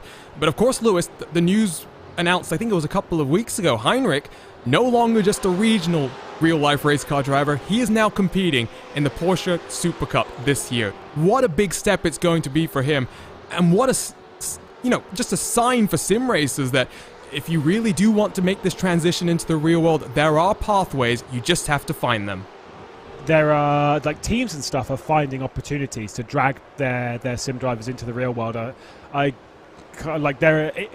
I think a couple of years ago, you could count on very much one hand, right, the amount of sim drivers who'd had a chance to get into the real world of motorsport, whereas these days I'd need to borrow a few friends to count them up properly, because there are so many opportunities for drivers to sneak their way through, be it through teams, like I said before with Satellite, like I said before, so with BS Competition as well, plenty of other ones, Butler Powell, I think Sandra will do a little bit as well. They're all finding their route into motorsport bit by bit. Obviously, then you've got competitions and stuff that allow themselves a chance to drive a real car, a real race car. I think from memory, there's a driver, his name's Gergo Baldi, started taking part in iRacing quite a lot. He's done a lot of sim racing over the last sort of 10 years. Recently, he's got the chance to take part in TCR after winning a competition. TCR Hungary that he's taken part in and stuff like that. It's impressive that sim racing has these opportunities. Maybe one day we'll get the opportunity to drive a real race car, like this. Yeah, no, not me. I thought you were going to go something slightly different there, to be honest. I thought you were going to say maybe we can get to commentate in the real world as well. Oh, but I do really like it. I think the pathways are starting to develop. When you have people like Romain Grosjean coming on board, putting his name on a sim racing team, and not just putting his name on it, but really committing and practicing a lot. He's getting very engaged in terms of content creation as well. This is more than just a side hobby. This is a passion. And I think we will start to see an increasing number of pathways and just routes into real cars start to develop. Back at the front of your field, let's focus on some of the actual action on track. Ooh, look at this, Lewis. Chris Lullum, he has closed in onto the back of Mac Backham here. Yeah, lapping a good couple of tenths a lap faster than Backham over the last few laps, just closing that gap times. I give you a reference as to what their lap times have been. The two VRS commanders that are out front, Mitchell de Jong and Mac Backham, doing 55.2, sort of in the two mids, etc. Chris Lullum behind, who we're currently on board with, been lapping normally from what I've seen in the sort of higher 54, so 54.8. The last lap time was a 55.0, but the point is that it's closing in 2 tenths here and there, every single bit. It's just a time gained. The car behind as well, Enzo Benito, who we know is on 4 fresh tyres, 5 seconds back from this battle that we're focusing on, also lapping in the sort of 54.8. So realistically for me, that's not really fast enough for Enzo Benito to be catching this battle and getting themselves some prize money before the end of the race. They'll be a little bit disappointed, but of course when we speak of the real focus in this series being that ticket to Munich to get to the final, they've already got their ticket, so they'll be disappointed they're not getting prize money from this at the moment, but they are confirmed and secured in that scenario at least. And also, I think we should remember that the gap when Benito came out of pit road was about 16 seconds, if I'm remembering correctly, Lewis. So a sterling job by Mitchell de Jong. He's not been the fastest car on track by any means since he got back out there, but he's managed to hold off. The gap's only shrunk by 3 seconds in about 25 minutes. So tires, I think that gives you an indication now for when we head to Road Atlanta in a couple of weeks' time. Even with this tire update. Ooh, no, who's that in the background? That's 5-Star Motorsport. High-speed impact into the wall. They've reset down onto pit road. And a RaceSpotTV replay, Lewis, to take a look at here. Yeah, into Stowe corner. Another snap on the rear. Ooh, I don't think he hit the wall. I think he might be all right, but a fast corner to go off, and we saw that car going off at Abbey and pulling the plug on the race. Clearly something was happening balance-wise, potentially on the tyres after the pit stop. Saw an issue at Abbey, now into Stowe as well. Very high speed, very high commitment corners. If the rear is unstable, you go for a little bit of a trip into the gravel trap, and that's kind of just how it was, and just overdid it a little bit, and unfortunately now it looks like they're out of the race.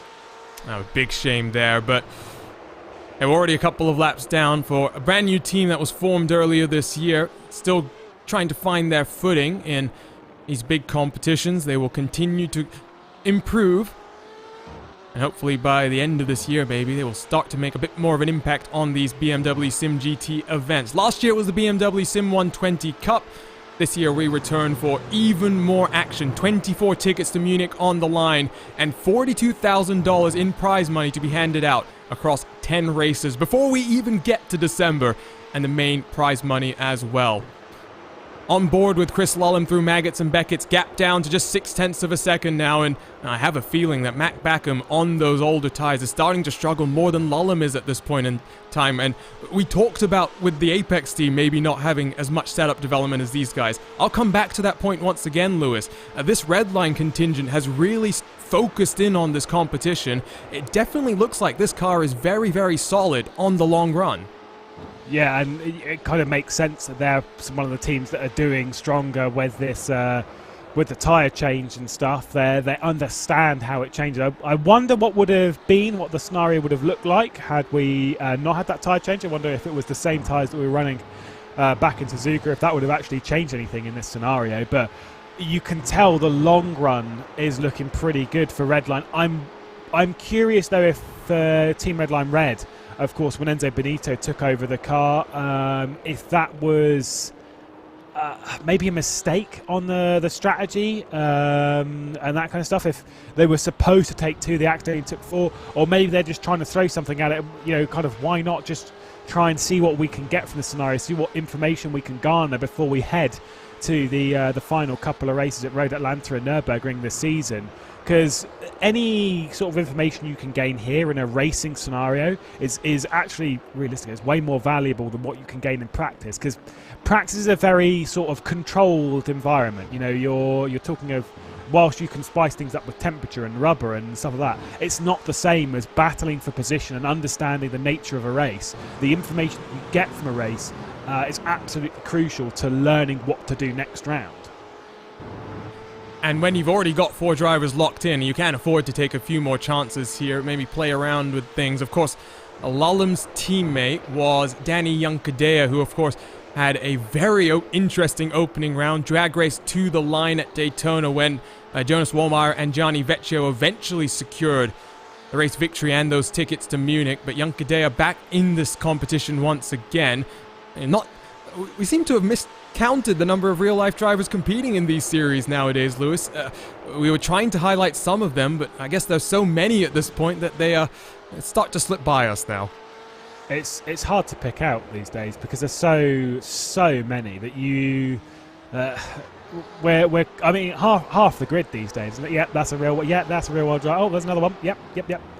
They're all real world drivers in some form for the most part. It's like, oh goodness, you just lose track. Of course, Danny Juncadella has done so much in motorsport the last sort of 10-15 years. He's actually been in sim racing quite a while from memory. He's sort of been on and off in sim racing, but Danny Juncadella, if my memory is correct, I work with someone elsewhere in sim racing who used to do his liveries back in like 2012, 2013. He used to do some races. So he's been in sim racing a little while. Hasn't done too much recently, though, or I say recently. Didn't do too much between then and sort of a year or so ago. But sort of like dipped his toe in a little bit here and there, and now is back into it full time and racing towards the front of basically anything that you put Danny Juncadella in. Of course, they did, or were supposed to do the Daytona 24, Danny Juncadella and Max Verstappen together, which is a hard 24 hours. Yeah, to do a 24-hour race with just 2 drivers, I don't even think legally in the real world you would be able to do it with drive time regulations. We saw yesterday at Sebring one of the AXR cars getting caught out by that, the amount of hours you're allowed to drive in any one window of time. So it is grueling, but it is the type of thing where we kind of thought Max Verstappen, Danny Juncadella, they'd throw their best effort at it. Just a bit too much contact in those first couple of hours, dropped them back through the pack, and it really didn't let them have too much of a chance to even fight for that race win there. Yeah, I can't remember what happened. It was after Verstappen got out of the car, Danny Juncadella got into the car, and there were already some issues on it. They'd already been contact, and I think they pulled the plug pretty early. But it's kind of one of those things that's more of an expressive thing in sim racing, where you can do a 24-hour race with a couple of drivers. I mean, I know of a few people, they are crazy, mad, insane, who do a 24-hour race by themselves. Matt Malone did the 12 Hours of Bathurst by himself, which is hard work. Ended up, I think, second in that before, obviously, the system clamps down. You can still do it. You've just got to accept that you'll get a disqualification at the end or whatnot if you're going to do it solo. But 2 drivers is very much a possibility. And it's kind of one of those ones, if you've got your mate and you're kind of thinking, do you know what?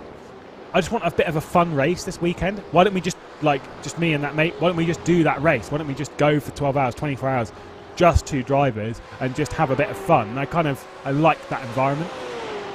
I don't know about you, but the prospect of 12 hours of Bathurst solo, we talked about mental fatigue earlier. That's a track that never relents and basically always keeps you on your toes. Not just because the track itself is difficult, but what other competitors are going to be doing around you. And the important thing that I hadn't thought about until about 3 or 4 hours into that race is like, what if you need to go to the loo? The pit stop, if you're doing a 24-hour race, if you're doing a 12-hour race even, a pit stop realistically is not that long. I think in those it's maybe like, say it's between 60 and 90 seconds.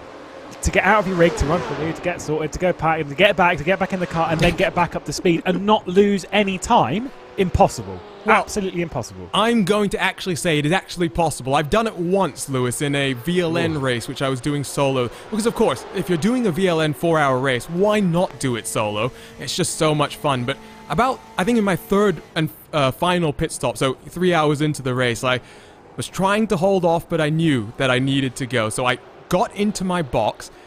I needed tires and fuel, which is a good 120 seconds.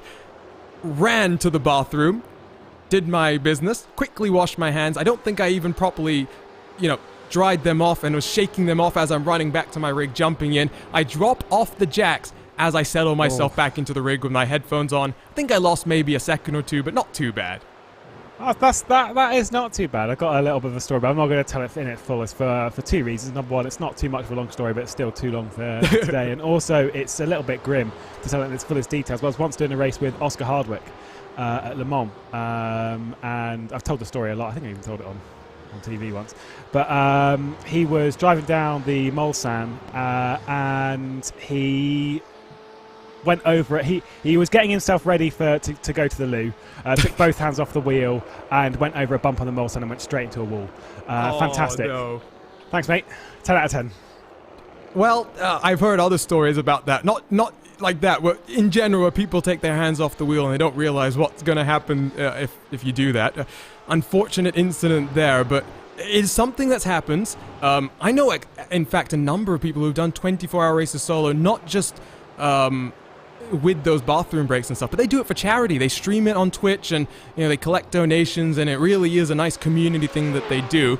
Really not something that I think I would be too interested in doing. 25 minutes left to go. Battle for second continues to close on up. It's just 0.3 of a second separating these cars at this point in time.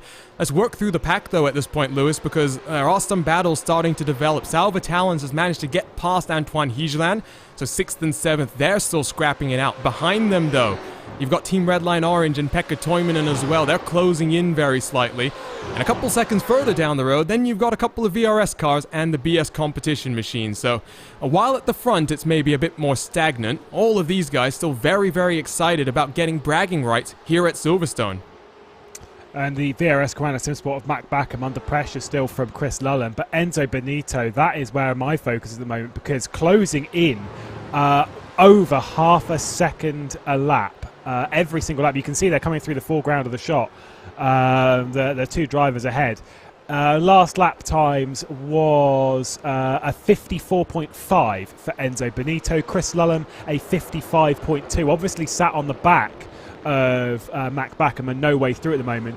That gap is absolutely disappearing, and this is for prize money. This is the big stuff. So position 2 at the moment, both drivers will get $600 a piece for finishing in second position. For third place it's $300 a piece, so it's pretty decent prize money for them. At the moment, for finishing 4th, you get nothing, a big fat goose egg. So for the number 1 car, they're desperate to get themselves a bit of money on the board and try and get by Chris Lullen, their teammate, and Mac Backham as well.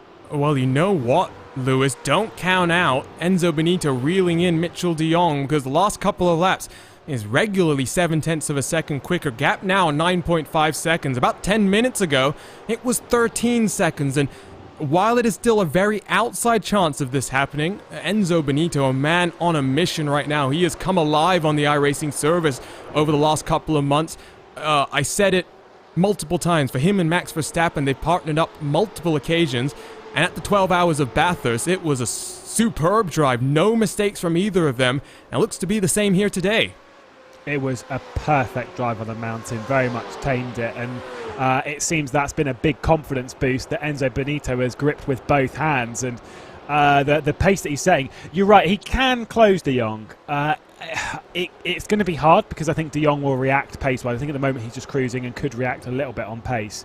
We'll see what happens when they come around this time. But also Benito has to clear both of these, which he needs to do very, very quickly. At the moment where he's lapping, it would be slightly under a second a lap he'd have to close.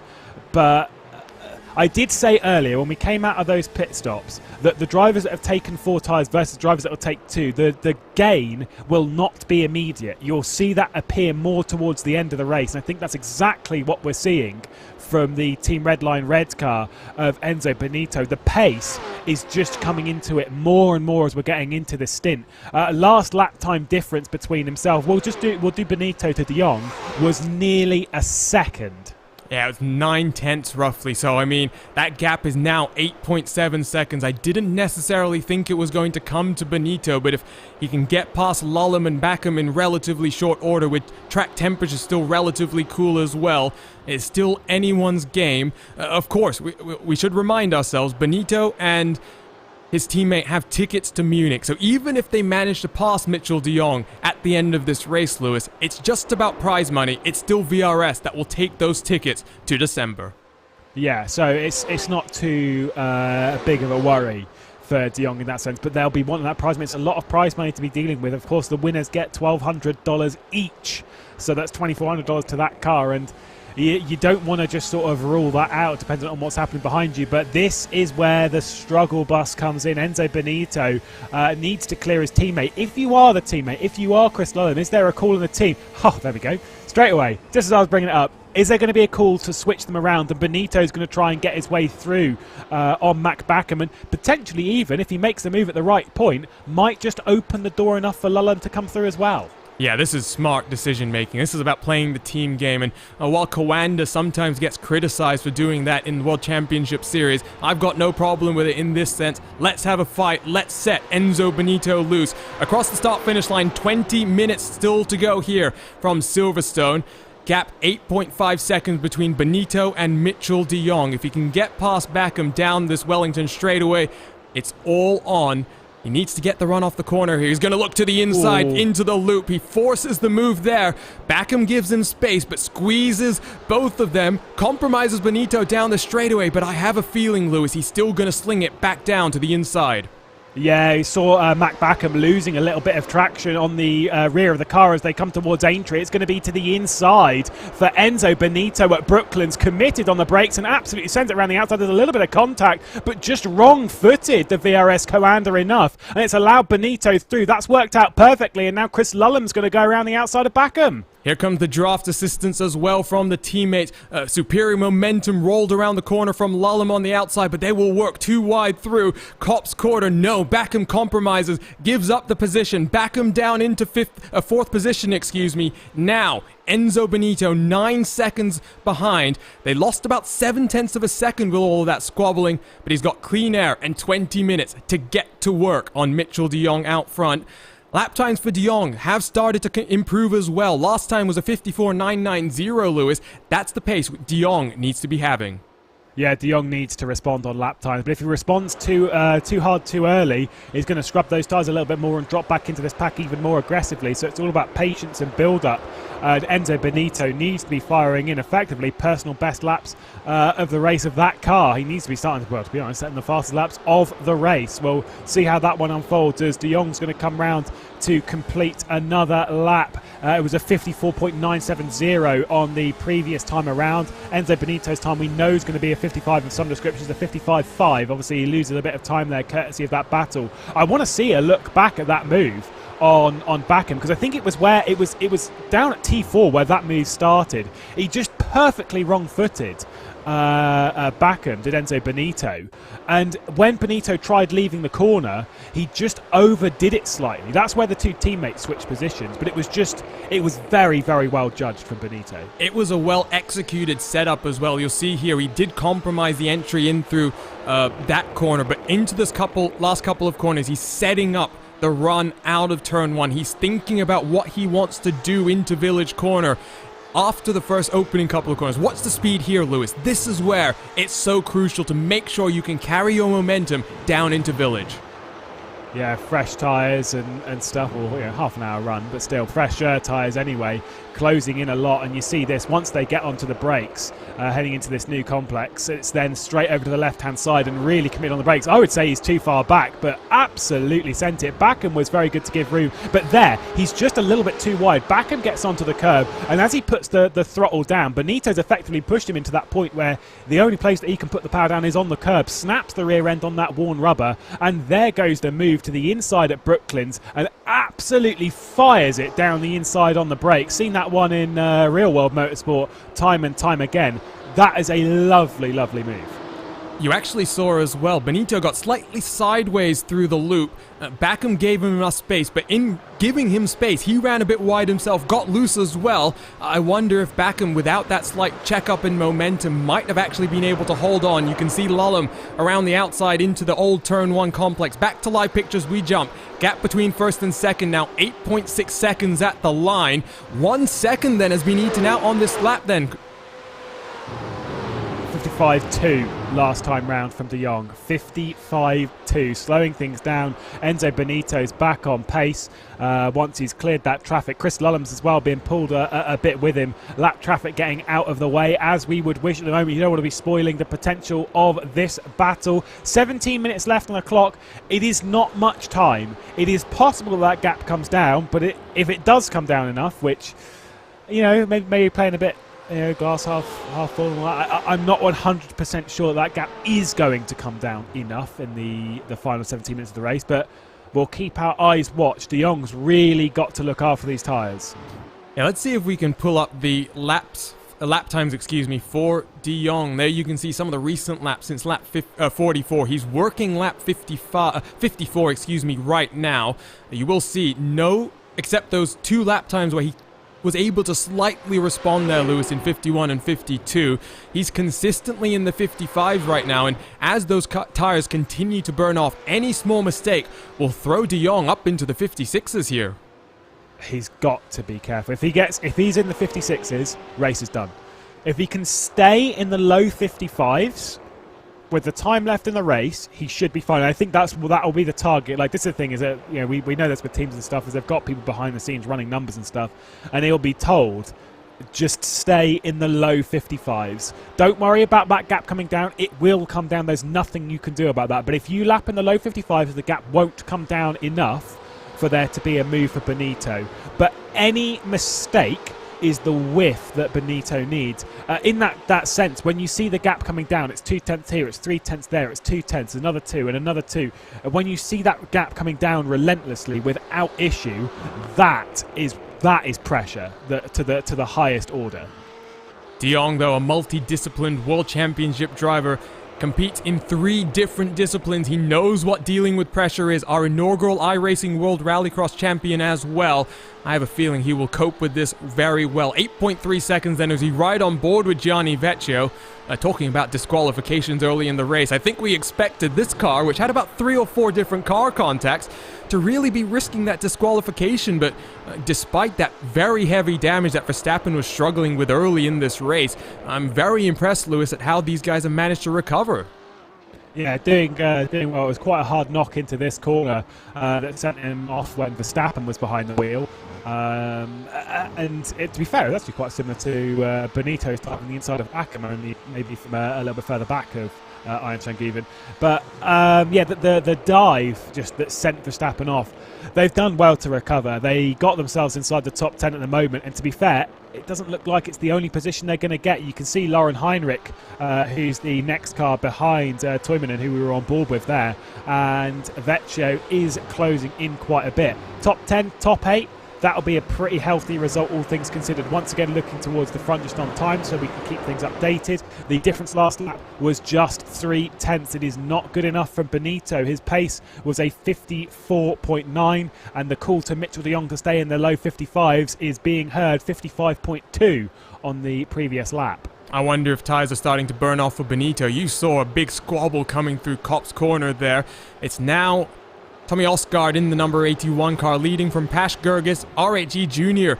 and Nathan Lewis in the BS Competition red car. So edge of the top 10, you are seeing some gaps starting to shrink on in. Meanwhile, second, third, and fourth, those gaps starting to elongate out as Mac Backham falls off the podium positions. Chris Lullum does look like he'll secure third place and the prize money associated with that as well. R8G Jr., will they throw it down to the inside? They think about it, they commit under braking. They force Gurgis to give them the space, but Gurgis will hold on here. Importantly, once again though, they're just losing time to the cars in front at this point in time. With 13 minutes left to go, actually, Lewis, let's try and run down some of the storylines in today's race, because I think the main storyline was chaos in the first 5 minutes. Yeah, a lot has happened over the early parts of the race. VRS Coanda, who had pole position in the form of Josh Rogers. It was his third pole position of the season, as we're seeing BS Competition and Kova battling it out for 8th position at the moment on the circuit. Lauren Heinrich trying to get that move on Toyman and Dunn as they head into Brooklands. Vecchio's a little bit too far back to take any advantage from it. The 89's got the inside, but it's the outside for Luffield. And it's going to be a long drive around there. Kova looking to try and hang on. They'll have the inside as well to Kopp's corner. Oh, and Lauren Heinrich. Oh, it's all right. We're okay. That was on his side. We're fine. A little bit of panic. Just a little bit of panic there. He will get past Kova. You don't want to be squeezed on the inside there. We've seen a number of times cars take the smart option there and just back out. 11 minutes still to fight back, though. And we know Pekka Toivonen, who won at Road Atlanta last year to punch his ticket to Munich, he might be looking forward to that race at Road Atlanta next time out, Lewis, because that will be our final opportunity for anyone to register for these races and to gain a ticket to Munich. That final race at the Nürburgring, let's emphasize that one more time. Teams that finished between 2nd and 5th in the opening 4 races will be invited to the finale at the Nürburgring. 2 teams will punch additional tickets to Munich.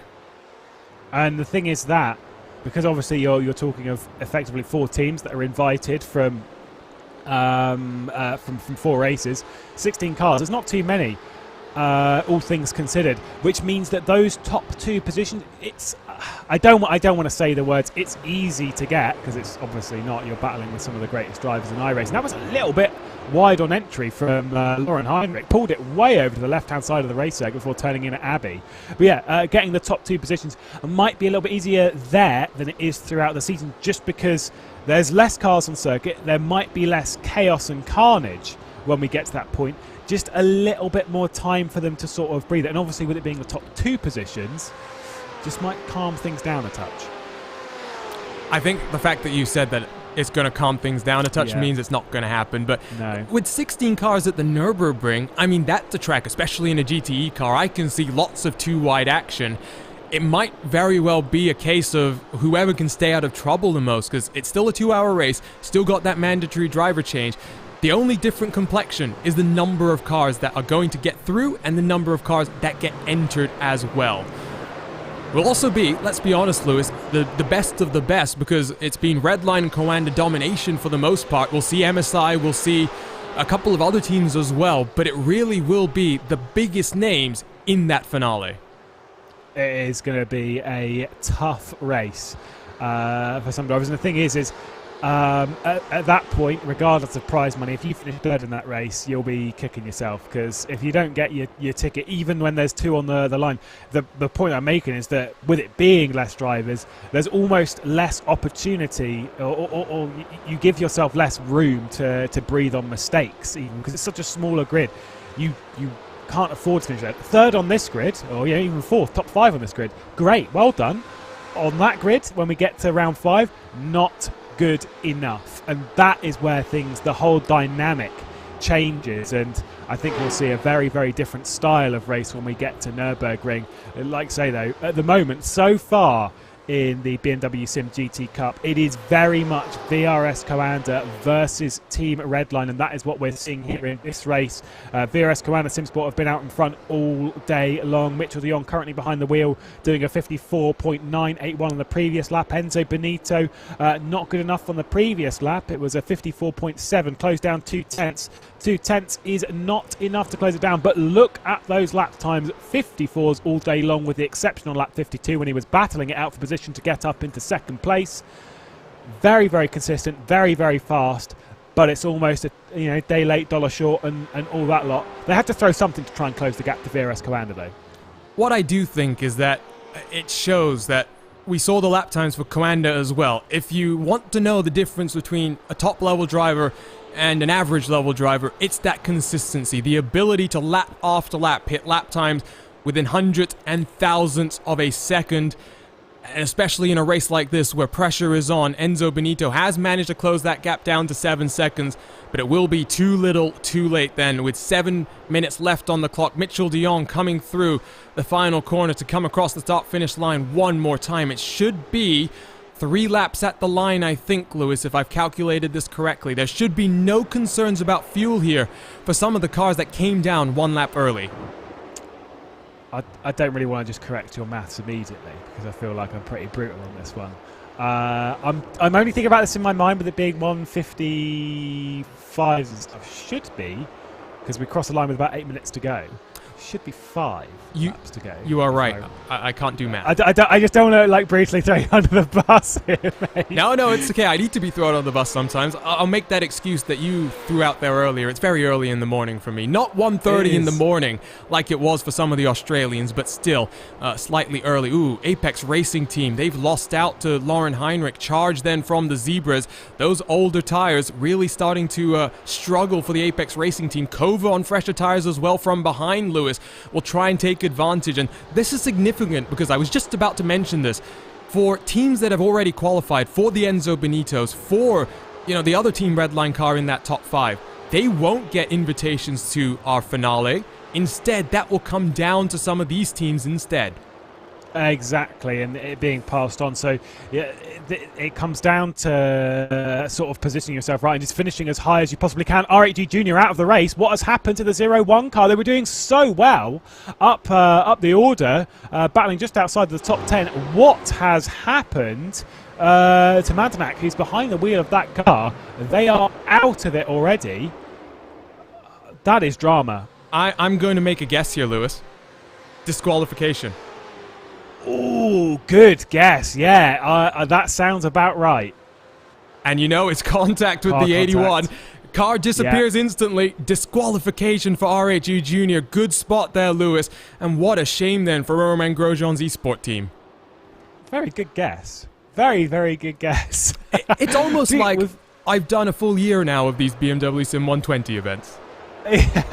It's we've not seen as many as we would have expected this round. We saw quite a few before our eyes at Suzuka, but this round we've not seen too many. Of course, your car contact, for those of you that aren't too familiar with the iRacing service, that contact between two cars is what we classify as a 4x. It's 4 instant points. You get a certain number for you in the race, and off track is 1x. So 1 instant point as Toimonen's looking to the inside of the Apex car at Abbey. That one was never going to work and had to back out of it and lose time from it.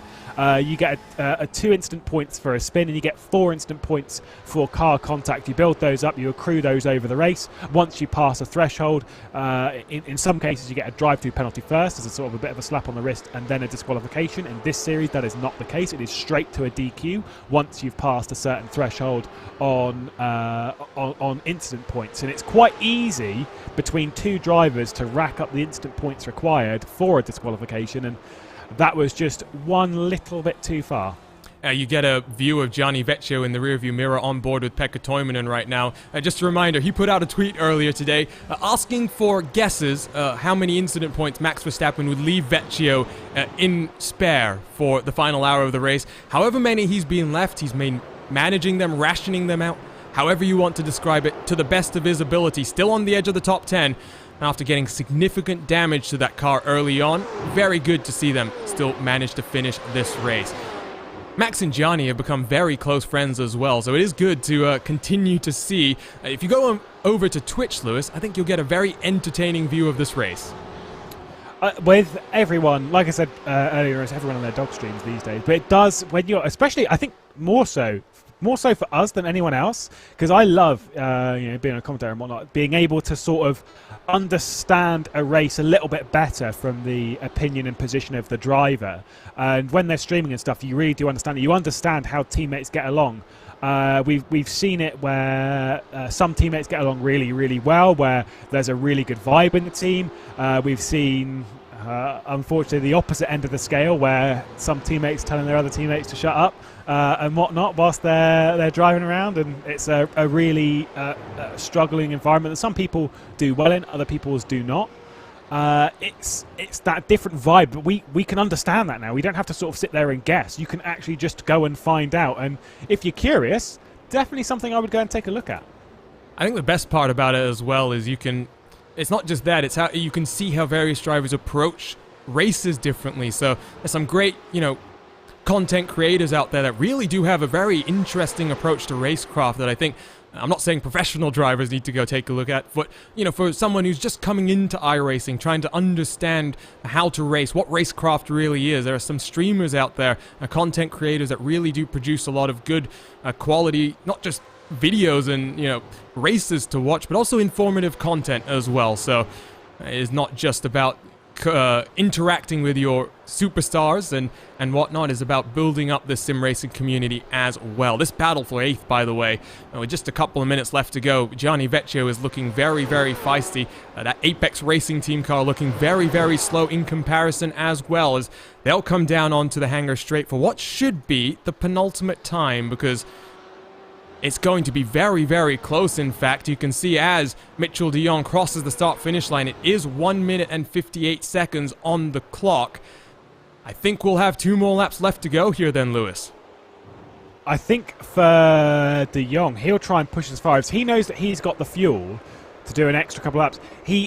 Theoretically, he could call this as the final lap of the race if he slows down enough. However, if you look on that leaderboard, 4.4 seconds, that is effectively the gap that he would need to drop to make this the final lap of the race. I don't think he's going to go for that at all. He's just going to come round, complete his lap, and do another one. So they're starting what will be the penultimate lap of the race. They're getting as far over to the track limits as they can, all the way over to the left-hand side before flinging it in through Abbey. We're looking at BS Competition Blues, Lauren Heinrich, who I was wondering if he was going to close in on Salva Talens earlier in the race. Certainly has done. Talens struggling a little bit on pace. Lauren Heinrich doing a 54.7 on the previous lap. Apex going defensive from Kova, and Team Red Line Norwich of Gianni Vecchio is just watching this unfold and waiting for his opportunity to get both of them in one swish move.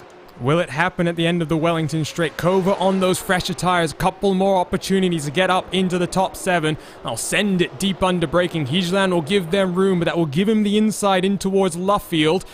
Oh, slight door banging between the two of them. Kova's going to go around. Can Vecchio throw it down the inside? No, he cannot. Unfortunately for Pekka Toivonen, and then he's through the grass. He might lose a couple more positions here, Lewis, as well. Yeah, well, we'll need to take a look at that maybe slightly later. But yeah, we'll just take a look at it straight away. What has happened? I'm assuming Hijlan ran a little bit wide off of the apex. Here we go. There we go. Just ran it in a little bit too hot, a little bit too tight, and just pushed out into the Kova. A little bit of a clumsy incident, but I feel for Kova in that scenario because Toivonen was giving plenty of room and just got hit. Final lap of the race. A white flag in the air then. Mitchell de Jong across the start-finish line. 3 seconds were left on the race clock. The gap behind is 4 seconds. He took no chances there. Enzo Benito has set the afterburners alight in the closing stages of this race, but it's too little, too late. 6 miles left to go for Mitchell de Jong and Joshua Rogers, and after 2 very tough races to start off their campaign here in the BMW SIM GT Cup, they will finally punch their tickets to Munich. Still battles going on though, Lewis, that we'll try and watch out for, excuse me. Here comes BS Competition, still trying to get past MSI Esports. We've got Gianni Vecchio still trying to get past Apex Racing Team as well. Yeah, it's tight back here. They're racing for pride at these points as Lauren Heinrich's going around the outside. It will give him the inside into T4, and he's done it all the way around, just giving himself that run and gets through. Lauren Heinrich gets past Salva Talens. That was a stunning move, but he's got to defend now into Brooklands. This is going to be a tight one for him. Salva Talens pulls out and gets to the inside for Brooklands. He's already inside, so Heinrich will have to try and sweep around the outside. Talens is going to be squeezed all the way onto the inside curves. Inside now for Heinrich through Luffield. He should hold on here. They still got half the lap to go. These guys will bring it all the way down to the start-finish line. And behind them as well, Gianni Vecchio is doing the same in terms of applying the pressure to his teammate. Here, though, is the race leader, Mitchell de Jong. Not lights to flag victory, not necessarily the easiest as well, but after qualifying on pole for the third time this year, Joshua Rogers hands that car over to Mitchell de Jong. And after Rogers took victory in BMW Sim Live in December here, claiming the $12,000, him and his teammate will punch their ticket to Munich and return to December to try and claim more BMW Virtual Motorsports honors. Across the line for Mitchell de Jong and tickets to Munich and $1,200 in his pocket. Turn our attention as quickly as we can to the back of this pack then. Lauren Heinrich's already through on the MSI Esports car. What's going to happen then between Higeland and Vecchio here, Lewis? He's going around the outside, it's Vecchio, and Higeland's going to have the inside for the chicane as we come down to complete the final lap of the race. That is lovely, lovely stuff around the outside of Stowe. Higeland's got to hold it firm, but isn't able to do so. The grip on the 33 goes the way of Vecchio. That was beautiful stuff made from the basically the exit of Chapel, and Vecchio gets the move completed and up a fresh position. More battles going on. Here's Alex Palou side by side with Latima Racing Team. Oh, they're going to dive it deep under the brakes. Can Palou do the over-under through the second part of the quarter? Yes, he can. And drag race the line. Palou should win here. Slight door banging there. But the real-life IndyCar driver drives off the track. Ooh. I do wonder, at the line, who it was. Latima Racing Team are scored in 16th position. What an entertaining finish to this race, Lewis. And what an entertaining 2 hours at the home of British motorsports. Yeah, a little bit dodgy going off the circuit like that, but they were racing hard. Love to see it. Got to say, fantastic drive from Josh Rogers and Mitchell de Jong, as you would expect.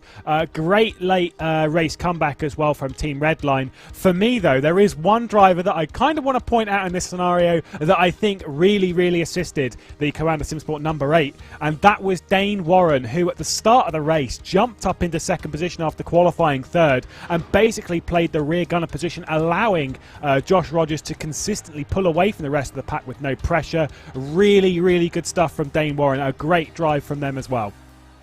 It was chaos in those opening few laps. Rogers did get that assistance from Warren, but the Redline teammates tripped over one another as well at times. And ultimately, it's finally another team that wins one of these BMW Sim GT Cup races. Mitchell de Jong, Joshua Rogers joins 4 Redline drivers in BMW Munich in December. Still a couple of cars yet to cross the start-finish line, so we won't get you those race results just yet. But we should also point out, just before we get to that, Lewis, race results unofficial. BMW Race Control will take a look at this race and come down with whatever decisions they have in mind. Yeah, it's kind of one of those smart things that we need, especially with prize money on the line. We need that stewarding just to make sure that everything's happening fairly, cleanly and consistently. But everything is provisional, but you know we've not got too long before we're heading to Road Atlanta, and then of course the final race of the season at the Nürburgring. So let's go ahead and take a look then at our race results. 2 hours of action and 63 laps around the home of British motorsports. It is Mitchell de Jong, the American, for VRS Coanda that takes the victory alongside his teammate in the Coanda team house in Germany. They lead by 3.4 seconds over Enzo Benito at the line. Late race charge. Little bit too late for Team Redline Red. Chris Lullen makes it 2 Redline cars on the podium. They will take home the lion's share of the prize money today. Unfortunately for them, they will now look to the final race, where a couple more of their cars will have opportunities to secure tickets to Munich. Backham in 4th, Wallmeyer in 5th, then the first non-Redline or Coanda car, Lauren Heinrich for BS Competition and the Zebras. MSI Esports Salva Talons across the line in 7th, Vecchio and Verstappen in 8th, Higeland and Fluke in 9th, Nathan Lewis, Phil Denez in 10th position. Tommy Osgaard in 11th, Pekka Toivonen in 12th, and Marty Piatella, Pash Gergis for VRS Coanda 13th and 14th respectively. Martin van Loozenord for R8G, that recovery drive from Thibaut Casabon enabled them to stay on the lead lap. For R8G, the highest place finisher in 15th. Alex Palou 16th. Well, it looks like Latima Racing Team might actually have been disqualified at the line then, so we did think about that. Ahola 17th, Melchers in 18th, Lewis Nasher, Rafael Rezag, edge of the top 20. We'll scroll through the rest of the names here, Lewis, just a couple more cars on the lead lap, but interestingly, once again, it really is Coanda and Redline domination in terms of overall pace. Where we had the top 8 in qualifying, dominated by Team Redline and VRS Coanda, 4 of each, all the way up the top end of the order. We saw them battling out. It didn't end that way. It was just a top 5 dominated by them. Kova rounded out the top 10 as well, but unfortunately the day did not go their way, finishing in 12th and 17th respectively.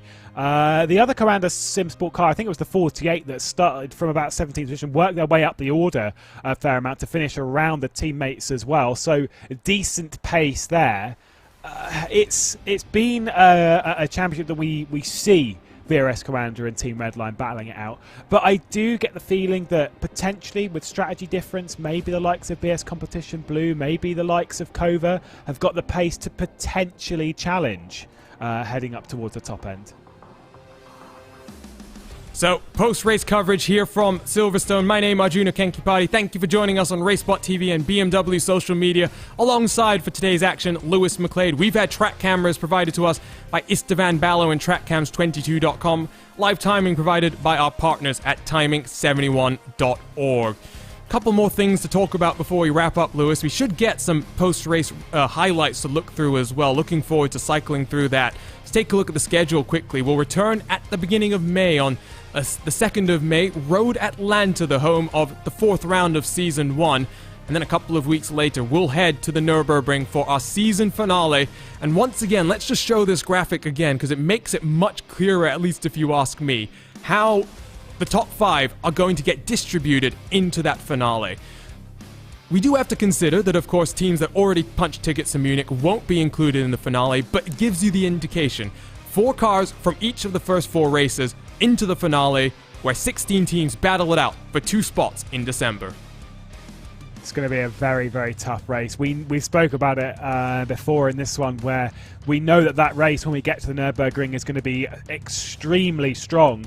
And so for drivers wanting to get into that final race of the season, they need to get themselves in that top 5 when we go to Road Atlanta in a few weeks' time. They've got a long time to prep for it. It said that May 2nd there, so a good month and a half before we get to that point.